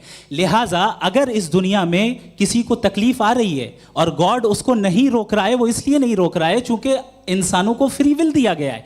ठीक इसी तरीके से अगर एक डॉक्टर किसी छोटे बच्चे को इंजेक्शन लगा रहा है, उसे तकलीफ पहुंच रही है, उसके लिमिटेड पर्सपेक्टिव के एतबार से ये गलत हो रहा है और डॉक्टर बुरा है। लेकिन जब आप ब्रॉडर पिक्चर को देखेंगी, आपके और हमारे पास सिर्फ एक पिक्सल है, हमें इतना नजर आ रहा है कि गज़ा में कत्ल हो रहा है, लेकिन इसके पीछे कितना रिकॉम्पेंस उनको मिलने वाला है, पूरा पिक्चर गॉड के पास है। तो एक पिक्सल से आप पूरे पिक्चर को कभी भी जज नहीं कर सकती। आप इसमें कुछ जोड़ना चाहेंगे? आपको कुछ बोलना है इसमें? भैया आपने बहुत अच्छा जस्टिफिकेशन दिया, या आप वो जो वहाँ के प्राइम मिनिस्टर इजराइल के उन्हें भेजिए, वो बहुत खुश होंगे। आप जस्टिफिकेशन दे देना कि अगर गॉड नहीं है तो बच्चे क्यों मर रहे हैं, आप बताएं। वो ये सवाल पूछ रहे हैं कि अगर आप ईश्वर का अस्तित्व नहीं मानते हैं तो उन बच्चों की मौत को आप कैसे इंटरप्रेट करते हैं?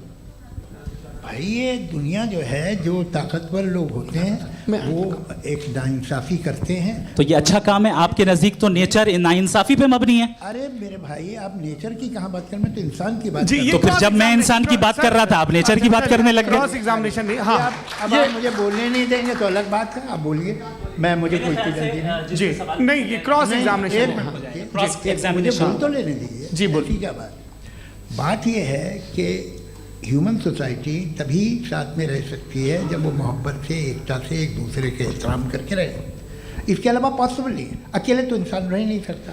वहाँ पर कुछ लोग हैं जो फाउल करते हैं, वो फाउल हमेशा से तारीख में होता आया है। आज ये हो रहा है, जो हो रहा है बहुत बुरा हो रहा है, बहुत जालिमाना है, बहुत जाबराना है। उसको आप कहें कि ये बच्चों को कॉम्पनसेशन मिल जाएगा या इसकी इंजेक्शन है, इंजेक्शन तो हेल्थ के लिए दिया जाता है। आप ये कह रहे हैं कि ये बच्चों की जो धज्जियाँ उड़ रही हैं ये इंजेक्शन है, ये टेस्ट है, ये टेस्ट है और उस टेस्ट में उनको ऐसा रिकॉम्पेंस मिलेगा जो आपके तसव्वुर के बाहर है। ये आप 3 बरस के बच्चे को बारूद से उड़ा के टेस्ट ले रहे हैं? वाह, वो नहीं ले रहा है, खुदा नहीं उड़ा रहा है, इजराइल उड़ा रहा है। जी, ये तो उसको कंडेम करें। अगला सवाल लेते हैं प्रोफेसर पुरुषोत्तम अग्रवाल। मुफ्ती साहब, एक निवेदन आपसे है कि कम से कम थोड़ा सा mic close एक रिलीजियस और फिलोसफिकल कर मैम प्लीज। एक रिलीजियस और फिलोसफिकल ट्रेडिशन है जो ब्रह्मांड को यानी यूनिवर्स को ही अंतिम मानती है। सर्वम खलु इदम ब्रह्मम, this is Chandogya Upanishad, and it completely rules out the existence और नेसेसिटी, आपके शब्दों में necessity of a creator. The creation itself is the creator. तो एक मिनट प्लीज। दूसरा जो सवाल आपने अभी, जो आप बार बार कह रहे हैं कि भगवान विद्वान भी है, वाइज, सब जानने वाला, तो अगर विजडम में दुनिया भर के पापों और अत्याचारों को बर्दाश्त करना शामिल है, तो फिर इसका मतलब ये हुआ कि अगर मैं फ्री विल से उसको अपोज करता हूं तो ईश्वर की विजडम और मेरी फ्री विल में कॉन्ट्राडिक्शन है। Because when I am opposing whatever is happening in Gaza, then I am opposing the God's will और गॉड्स विजडम। जवाब लेते हैं क्योंकि तो गॉड की विजडम में, एक मिनट सर प्लीज सर, ये एक जुमला, गॉड की विजडम है कि गाजा में जो कुछ हो रहा है वो हो रहा है, मैं उसका अपोज कर रहा हूं, तो मैं गॉड की विजडम के खिलाफ जा रहा हूं। एक सवाल। दूसरा ये नहीं आपने दो ऑलरेडी। सर आप और सवाल कर लें, लेकिन मुझे दो जवाब दे सर, दें। पहले आपने ये कहा, सुनिए मेरी बात सुनिए। भाई इजराइल के गॉड के मुताबिक तुम्हारा ठीक हो रहा है ना? नहीं हो रहा है, ठीक नहीं हो रहा है। मैं बता रहा हूँ क्या हो रहा है, आप तशरीफ रखें, मैं बता रहा हूँ क्या हो रहा है। Late me complete please. एक सेकंड गाइस, एक सेकंड। ये देखिए, ऐसा है कि ये सब बड़ा आपस में विचार विमर्श के बाद ये तय हुआ था कि कुछ नियम बना लिए जाएं ताकि एक टाइम बाउंड बातचीत चले। और भाई साहब, आप बड़ा ज़रूरी काम कर रहे हैं, लेकिन कैमरे के फ्रेम में आके उस काम को गड़बड़ कर दे रहे हैं। ठीक है गुरु, अब मेरे को कहीं का गुस्सा कहीं निकालना था, सॉरी। नहीं, कोई गुस्सा नहीं है जी। तो प्रोफेसर ने सवाल पूछे, आप उनके जवाब दें, और थोड़ा ये सब लोग थोड़ा ख्याल रखें भाई, सवाल संक्षिप्त रखें जी। आपने दो सवाल किया। सबसे पहला ये कहा कि हमारे पास ये कॉन्सेप्ट है कि ये यूनिवर्स खुद नेसेसरी बीइंग है, creation itself is the creator. How irrational is this कि मैं एग्जिस्ट करूंगा बाद में, लेकिन अभी एग्जिस्ट कर भी रहा हूं, यानी एक ही टाइम में एग्जिस्ट भी कर रहे हैं, नहीं भी कर रहे हैं। This is not true. दूसरी चीज आपने कहा कि अगर इजराइल में, सॉरी माफ कीजिएगा, Israel doesn't exist, occupied Palestine में अगर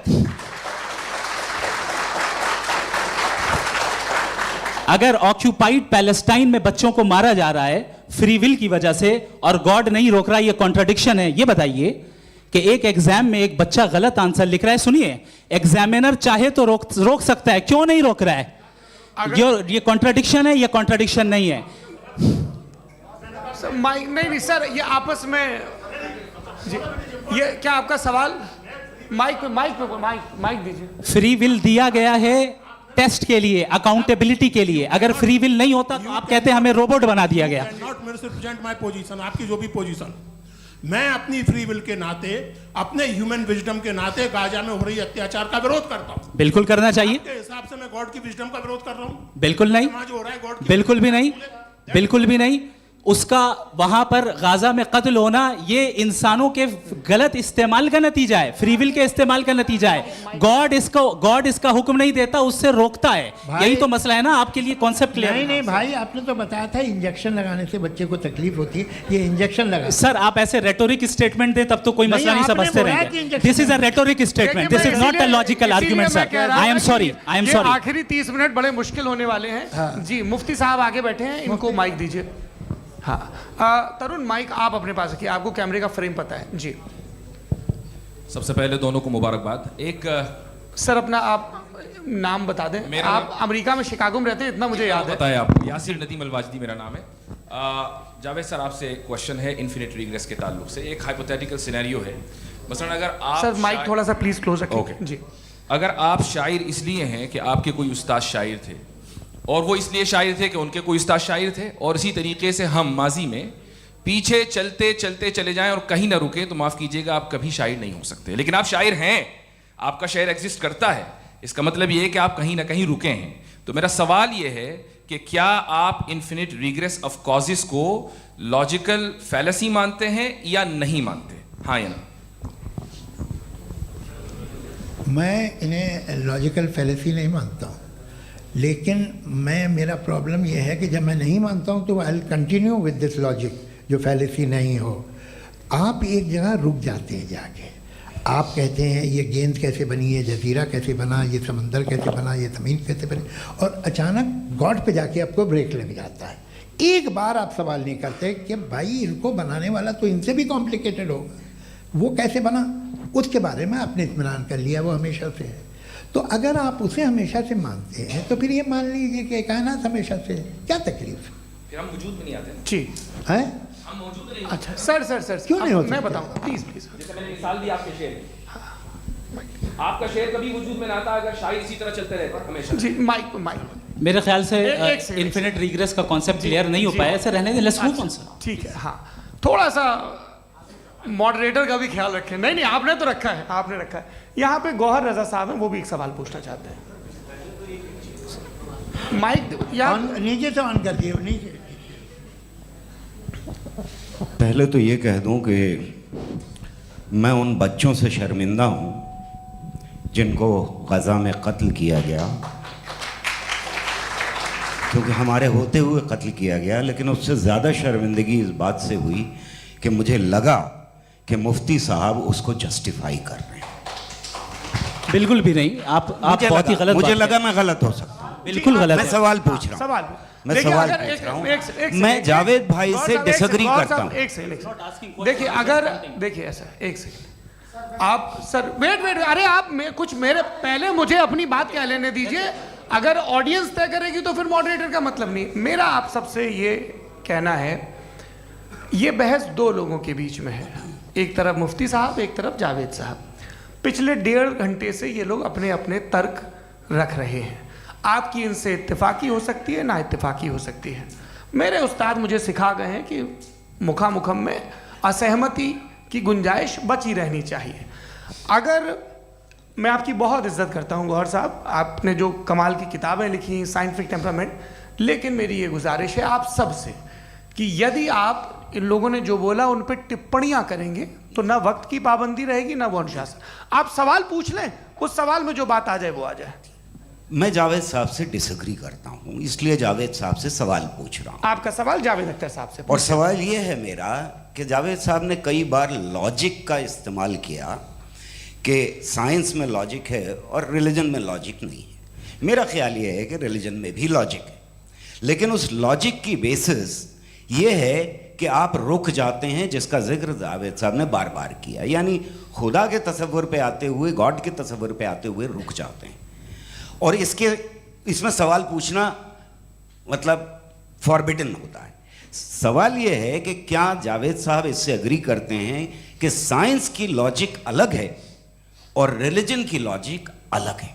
बताइए सर।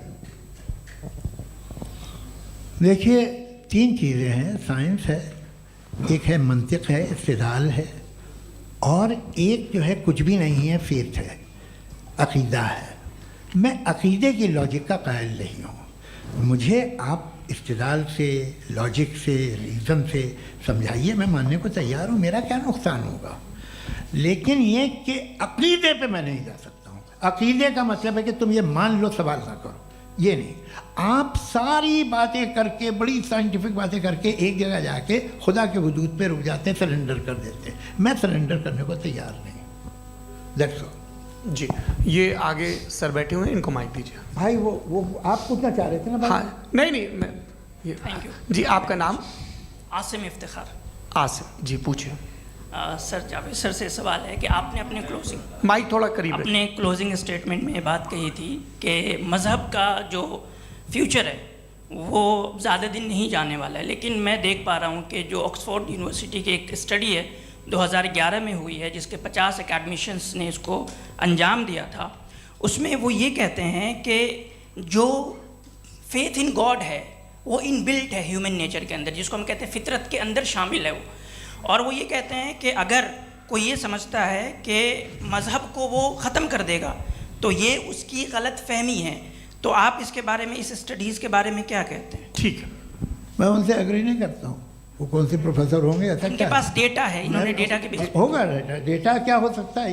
फ्यूचर का डेटा तो नहीं हो सकता ना उनके पास, प्रेजेंट का डेटा हो सकता है। डेटा आपने सुना 100 साल पहले का बाद का डेटा? मैंने तो नहीं सुना आज तक। तो आज उनकी ये राय है और होगी राय, ठीक है, दुनिया में तरह तरह की राय है लोग, लेकिन मैं समझता हूँ कि वक्त के साथ इंसान ज़्यादा से ज़्यादा रीज़नेबल और लॉजिकल होता जा रहा है। आज आप देखिए वेस्टर्न यूरोप में क्या परसेंटेज है नॉन बिलीवर्स की, बहुत हाई, वहाँ चर्च खाली पड़े होते हैं। तो अल्टीमेटली तो इंसान कोई ऐसी बात बहुत अरसे तक नहीं मान सकेगा, चाहे गलत या सही, जो उससे उसके दिमाग को, उसके जहन को, उसके लॉजिक को अपील न करे। वो कह रहे हैं तो ऑक्सफोर्ड के होंगे तो कैम्ब्रिज के होंगे तो मुझे क्या लेना देना, उनका डेटा मुस्तकबिल का नहीं हो सकता है। जी दीपक, हाँ पूछे। मैं आऊँगा अभी, पीछे की साइड भी आऊँगा, माइक वहीं भेजूंगा 2-3 साल के लिए। जी जावेद साहब, आपसे सवाल है। नमस्ते। अरे भाई सर, अगर आप ही लोग तय करना है तो फिर 200 लोग तय कर लें। ये एक साहब पूछ नहीं रहे सर, हैं। Please don't do this sir. Sir everybody has a right sir, but we can only take Okay. Selected questions. No ना सर अरे ये भाई, यंग लोग आराम भी से। हैं तो इनकी ये एक अब बात उतने यंग, सुनिए। भाई आप यंग हैं कि नहीं हैं? एक मिनट, वो कह रहे हैं वो भी आइए, यंग हैं पूछ रहे हैं ना साहब, भाई। आप उनकी नौजवानी पर दावा उनको ही करने थे। हाँ मुफ्ती साहब आप यंग, हाँ पूछे। अरे भैया सर मेरा सवाल ये है, कुछ इनसे भी तो पूछो। जी हाँ, नहीं बस आपसे एक सवाल है। जैसे थीस्टों के पास अपने जो ईश्वर को मानते हैं उनके पास अपने सोशल गेट टुगेदर्स हैं, 5 रोज़ क्रिसमस आने वाला है, होली है, दिवाली है, ईद है। एथिस्ट क्या ऑफर कर रहे हैं? मतलब मैं इनकी दुकान से बोलूँ मैं आना चाहता हूँ उस तरफ, पर मैं अट्रैक्ट नहीं हो पा रहा हूँ। मैं सोशल गेट टुगेदर्स क्या है आपके पास? वो ये कह रहे हैं कि जो धार्मिक लोग हैं, अलग अलग धर्म के लोग, उनके उत्सव त्योहार, हाँ, कॉन्ग्रीगेशन बड़ी अच्छी बहुत बात। हैं। अब आपको मैं एक सुनाता हूँ, यहाँ हिस्टोरियन भी बैठे हैं। मृदुला जी आप बताइएगा सही है कि नहीं। ये एक कॉन्स्टेंटाइन, एक ग्रीक रोमन बादशाह था जो क्रिश्चियनिटी आने के 400 साल बाद उसने डिसाइड किया कि मैं क्रिश्चियन हो जाऊंगा, मेरी पूरी स्टेट कैंसिल हो जाएगी। उस ज़माने में ऐसे ही होता था, राजा जो धर्म इख्तियार करता था वो जनता भी कर लेती थी, इसलिए कि वो हो गया था बैंकक्रप्ट, और उसे जो मेडिटेरियन कोस्ट के रिच क्रिश्चियन वो थे मर्चेंट, उससे पैसा चाहिए था। तो उसने कहा यार क्रिश्चियन हो जाओ। तो उसने अपने वजीर से कहा कि भाई ये हिस्ट्री है कि अब हम लोग क्रिश्चियन हो जाते हैं। कहले सर हो जाएंगे, कोई प्रॉब्लम नहीं है, लेकिन एक प्रॉब्लम ये है कि 17 दिसंबर से 25 दिसंबर तक जो पेगन फेस्टिवल होता, जो पेगन जो फेस्टिवल होता है वो बंद हो जाएगा, इसलिए कि हम क्रिश्चियन हो गए तो होगा नहीं। तो वो बच्चों को बहुत बुरा लगेगा, पब्लिक को बहुत इन्जॉय करते हैं, ख़ासतौर से 25 तो मेन डे। उसने कहा हाँ ये तो सही कह रहे हो, ये जीसस क्राइस्ट की पैदाइश कब थी? कहले साहब वो अप्रैल में थी। नहीं कट करो, वो 25 दिसंबर को है। ये हकीकत है जी। और 400 साल बाद क्रिश्चियनिटी के अप्रैल से दिसंबर ले आए, और इसलिए कि यहाँ पेगन फेस्टिवल होता था। अब मनाते हैं आप आराम से। ये जो सारे फेस्टिवल हैं ये रिलीजन से, हर एक को एक इंटरटेनमेंट डिपार्टमेंट चाहिए होता है अपनी कंपनी चलाने के लिए। तो ये रिलीजन ने, ये सेकुलर त्यौहार थे जिन्हें रिलीजन्स ने ले लिया है। ये मौसम के थे, फसलों के थे, किसानों के थे, उसको आपने लेकर रिलीजियस रंग दे दिया।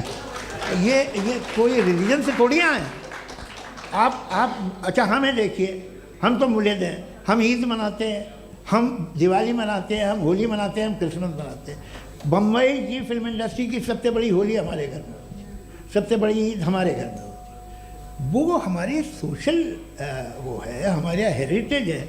ऐसा थोड़ी है कि we will throw the baby along with the water. ये तो अच्छी चीज़ है, इन्हें रखो, जो बेकार है फेंक दो। जी हाँ हेलो जी, मेरा सवाल नादवी जी से है। जैसा कि आपने बोला कि गॉड टाइम के भी परे हैं, और गॉड इतनी कॉम्प्लेक्स चीज़ है कि उसे ह्यूमन माइंड समझ नहीं सकता, और गॉड ने अर्थ पे फ्री विल भी दे दी है। तो आप अपना वक्त ज़ाया क्यों कर रहे हैं गॉड के बारे में बात करके? अपन को तो बात करनी चाहिए कि सोसाइटी को बेहतर कैसे करें। जी, मैं गॉड वही बताता है सोसाइटी को कैसे बेहतर करे। अभी मैं आपका जवाब देता हूँ। आपने कहा कि टाइम पे वो एग्जिस्ट नहीं करता, सो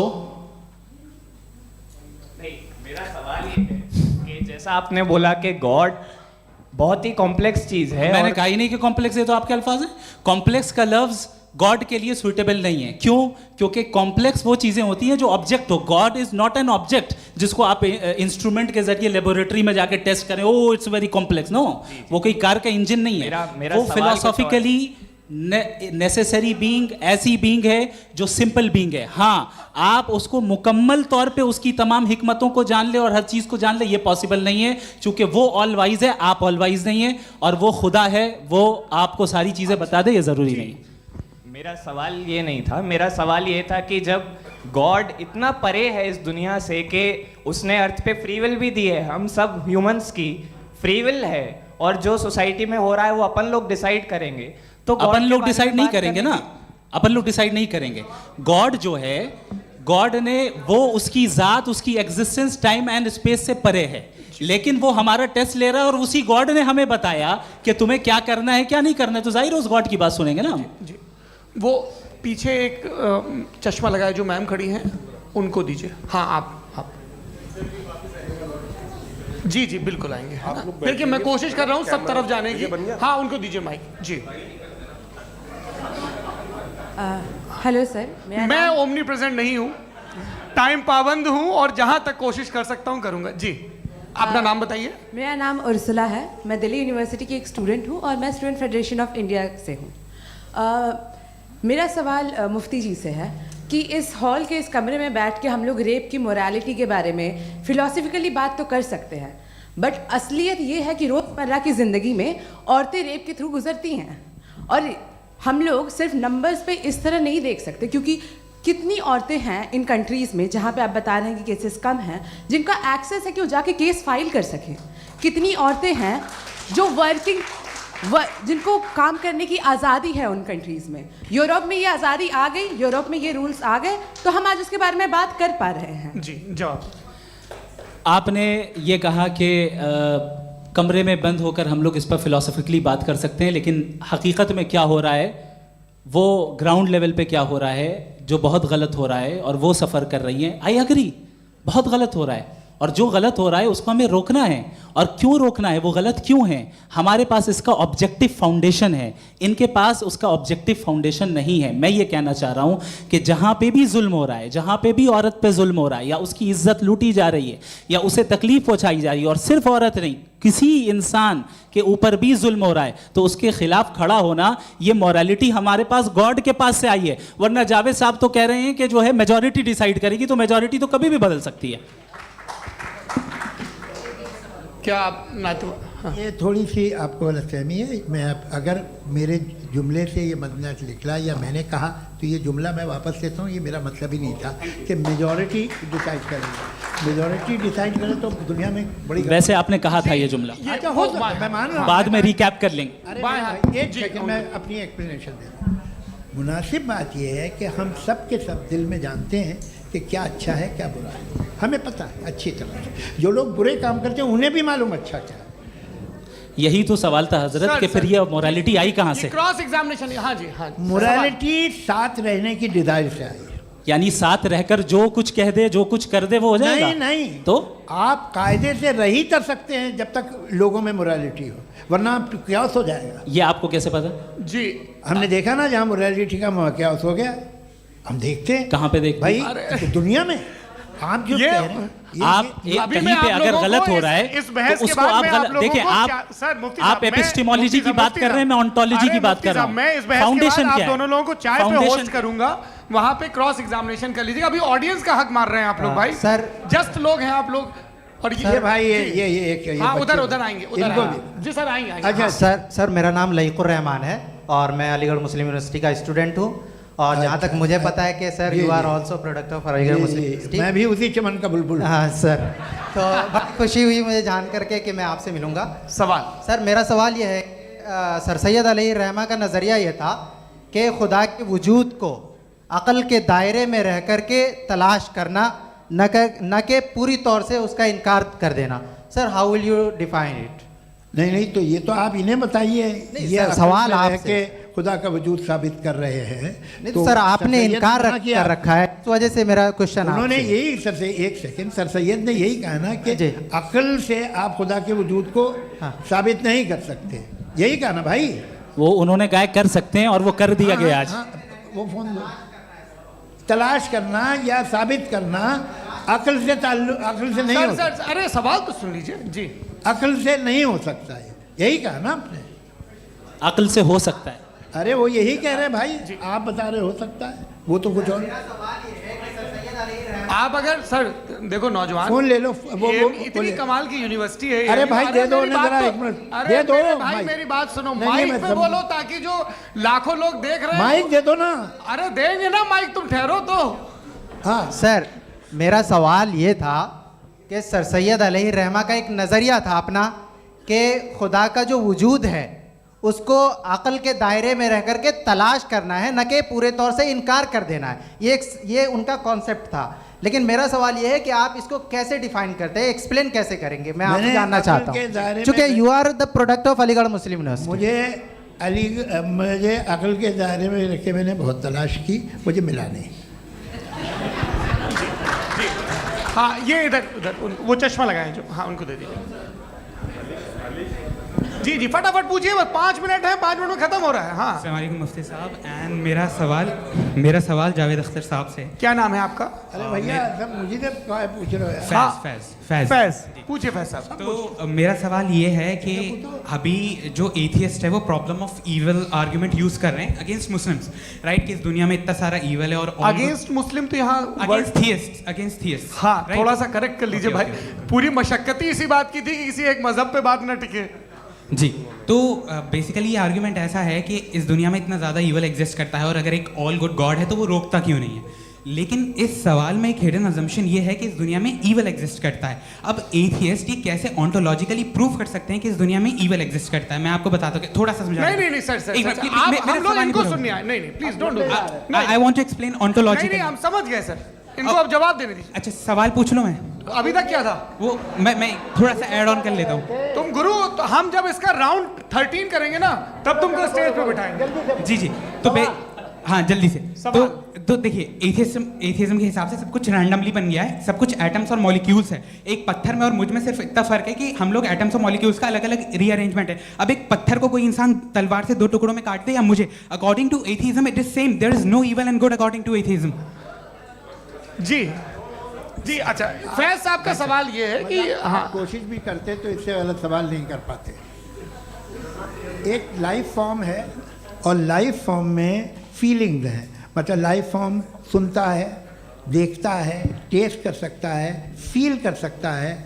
तो उसकी जो क्वालिटी इस बबल में आ गई हैं वो जानवर में भी है, इंसान में भी है। तो जाहिर है कि उसे कोई तकलीफ पहुंचेगी, तो चूंकि उसके पास वो सेंसिटिविटी है तो मैं करेगा। पत्थर में वो सेंसिटिविटी नहीं है। तो ये क्या सवाल हुआ कि अगर पत्थर को काटा तो पत्थर को तकलीफ नहीं होती, तो आपको काटे तो आपको क्यों तकलीफ हो? बैठ जाइए। जी हाँ अगला सवाल। हाँ पूछे जी जावेद अख्तर साहब। अरे भैया सब आप लोग मुफ्ती साहब को छोड़ रहे हैं तो मेरे ही पीछे पड़े हैं क्या? फिर चलो बोलो भाई। You asked how God can exist when children die in Gaza. हाँ?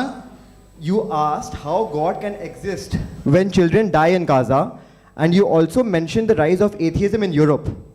But the same events also are leading many atheists and non-believers to turn towards faith. How do you interpret this contradiction, where suffering pushes some away from God, yet brings others closer to belief? देखिए आपको एक बात बताऊं, दुनिया perfect तो कहीं भी नहीं है, हर जगह कुछ खामियां हैं। बेटा एक मिनट, मैं आप ही को कहेंगे। देखो वो तो कुछ खामियां, कमज़ोरियां, खराबियां सब जगह है। लेकिन अगर देखोगे ईमानदारी से कि दुनिया सबसे ज़्यादा महज़ब कहाँ है, एक आम शहरी को कहाँ हुकूक हासिल हैं, वो बोल सकता है, अपनी मर्ज़ी से काम कर सकता है, अपनी मर्ज़ी से राय दे सकता है, हुकूमत के ख़िलाफ़ बोल सकता है, बरसरे इक़्तिदार लोगों के बारे में बोल सकता है, सरमायादारों के ख़िलाफ़ बोल सकता है। तो आपको ये स्कैंडिनेवियन कंट्रीज़ में मिलेगा, वेस्टर्न यूरोप में मिलेगा। मैं नहीं कह रहा वो परफेक्ट है, बिल्कुल नहीं, वहाँ बहुत ख़राबियाँ भी हैं, परफेक्ट तो कोई। लेकिन जिन जिन मुल्कों में, लैटिन अमेरिका देखो, गल्फ़ देखो, वहाँ पर आपको ये ज़रूर है कि रेप नहीं होते होंगे। रेप की ज़रूरत क्या है भाई? उसको तो ख़रीद लो, घर में रखो, सड़क पर रेप करने की क्या ज़रूरत है? मगर सुनिए, मगर हकीकत ये है कि वहाँ शख्सी आज़ादी राय देने की, बोलने की नहीं है। जी ये एक आखिरी सवाल मुफ्ती साहब से। हाँ मैम, इनको माइक दीजिए। शुक्रिया। मेरा नाम मनीषा है, मैं हरियाणा से आई हूँ। मैं मुफ्ती साहब से एक बात पूछना चाहती हूँ। आप बार बार जावेद साहब को कॉन्ट्राडिक्ट तो कर रहे हैं कि आपने ये कहा, लेकिन आप भी अजम्पशंस के बेसिस पे बात कर रहे हैं। आपने खुदा के होने का कौन सा प्रूफ पेश किया है, खुदा की एग्जिस्टेंस का? अब इस सवाल को अलग रहने दीजिए, कौन एथीस्ट है कौन नहीं है। और दूसरी बात जो आपने एक छोटी सी कही थी कि ये फ्री विल का इस्तेमाल करता है इंसान अपनी, लेकिन उस फ्री विल का इस्तेमाल में मतलब खुदा ने ये दे दी सबको ये इजाज़त कि वो कितना घिनौनापन और कितने ज़्यादा ख़राब से ख़राब तरीके इस्तेमाल कर सकता है। जवाब सुनते जी। आप फ्री विल को मानती है ना, या अब कहती है कि फ्री विल नहीं है ना, मानती है ना? तो अब आपके पास इसका कोई एक्सप्लेनेशन नहीं है कि अगर एक इंसान उस फ्री विल का इस्तेमाल करके गलत काम कर रहा है और बच के अच्छी ज़िंदगी गुजार के निकल जा रहा है, उसका कोई रिकम्पेंस नहीं है। हमारे वर्ल्ड व्यू में जो इंसान गलत काम कर रहा है उसको भी रिकम्पेंस यानी उसका बुरा बदला मिलना है, और जो सही काम कर रहा है उसको सही बदला मिलना है। लिहाजा जो फ्री विल है वो इस तरीके से है कि एक लिमिटेड टाइम तक खुदा ने मोहलत दी है। ऐसा नहीं कि छूट दे दी, जो करना है करते रहो हमेशा। वक्त आएगा जब एग्जाम का टाइम खत्म होगा तब रिजल्ट आएगा, दौराने एग्जाम जबरदस्ती आपको नहीं बताया जाएगा। अरे भाई एक सेकंड, जी एक सवाल मुफ्ती साहब से मेरा है। मुफ्ती साहब से जी एक जी, सवाल। हाँ, मुफ्ती साहब, मैं एक सेकंड रुक जाइए। आपसे फोन, आप इसके बाद आपसे पूछिएगा, माइक यहीं छीन रहेंगे वो। चुका। हाँ, बोलिए। मैं मुफ्ती मैम, साहब एक एक ही सेकंड। सवाल करता हूँ कि अगर जो हो रहा है फ्री विल से हो रहा है और एक दिन बरोज़ क़यामत इंसाफ होगा मैशर में वगैरह वगैरह, तो दुआ क्यों मांगते हैं लोग? दुआ मांगते हैं इसके मतलब है अभी भी उसने ये डिपार्टमेंट रखा है कि मैं रोज़मर्रा की ज़िंदगी में इंटरफेयर बिल्कुल बिल्कुल, ही कैन। तो तुम कैन हो, तुम मुझे नौकरी दिला देते हो, मेरे बेटे को ग्रीन कार्ड दिला देते हो, और 45,000 बच्चे मरते उन्हें रोकते नहीं हो। नहीं तो क्या आप ये कह रहे हैं कि इस दुनिया में जालिमों को कभी पकड़ ही नहीं होती है? अरे जो भी पकड़ होगी वो बच्चे रोते हैं। बिल्कुल, देखिए मैंने अपने ओपनिंग स्टेटमेंट में यही कहा था कि जनाब जावेद साहब सिर्फ इमोशनल आर्गुमेंट देंगे। This is an emotional argument. ये छोटे मोटे इसके पीछे का रीजन मैंने बताया क्या है, इसके पीछे का विजडम क्या है मैंने बताया। मंच से आप लोगों को सज्जनों इसलिए कह रहा हूं ताकि थोड़ा सा आपके कॉन्शियंस पे जोर रहे कि आपको ऑर्डर बचा के रखना है। वक्त तय हुआ था, ये वक्त पूरा हुआ, आपने इतने धैर्यपूर्वक सुना, मैं आप सबका बहुत बहुत शुक्रगुजार हूं। यदि इन दोनों विद्वानों की इच्छा होगी तो कभी हम इस बातचीत का राउंड 2, राउंड 3, यही तो देखिए खूबी है इंसान की कि बहस मुबाहसे में वो पड़ा रहता है। आप लोगों ने बड़े धैर्य का परिचय दिया, बहुत बहुत शुक्रिया। इसी के साथ ये बातचीत यहाँ पे समाप्त होती है। आप लोग को मैं एक बात बता दूं, ये सारी बहस हो गई, अब मुफ्ती साहब और बड़े मुफ्ती साहब इन साथ के साथ मैं खाना खाने वाला हूँ। अच्छा।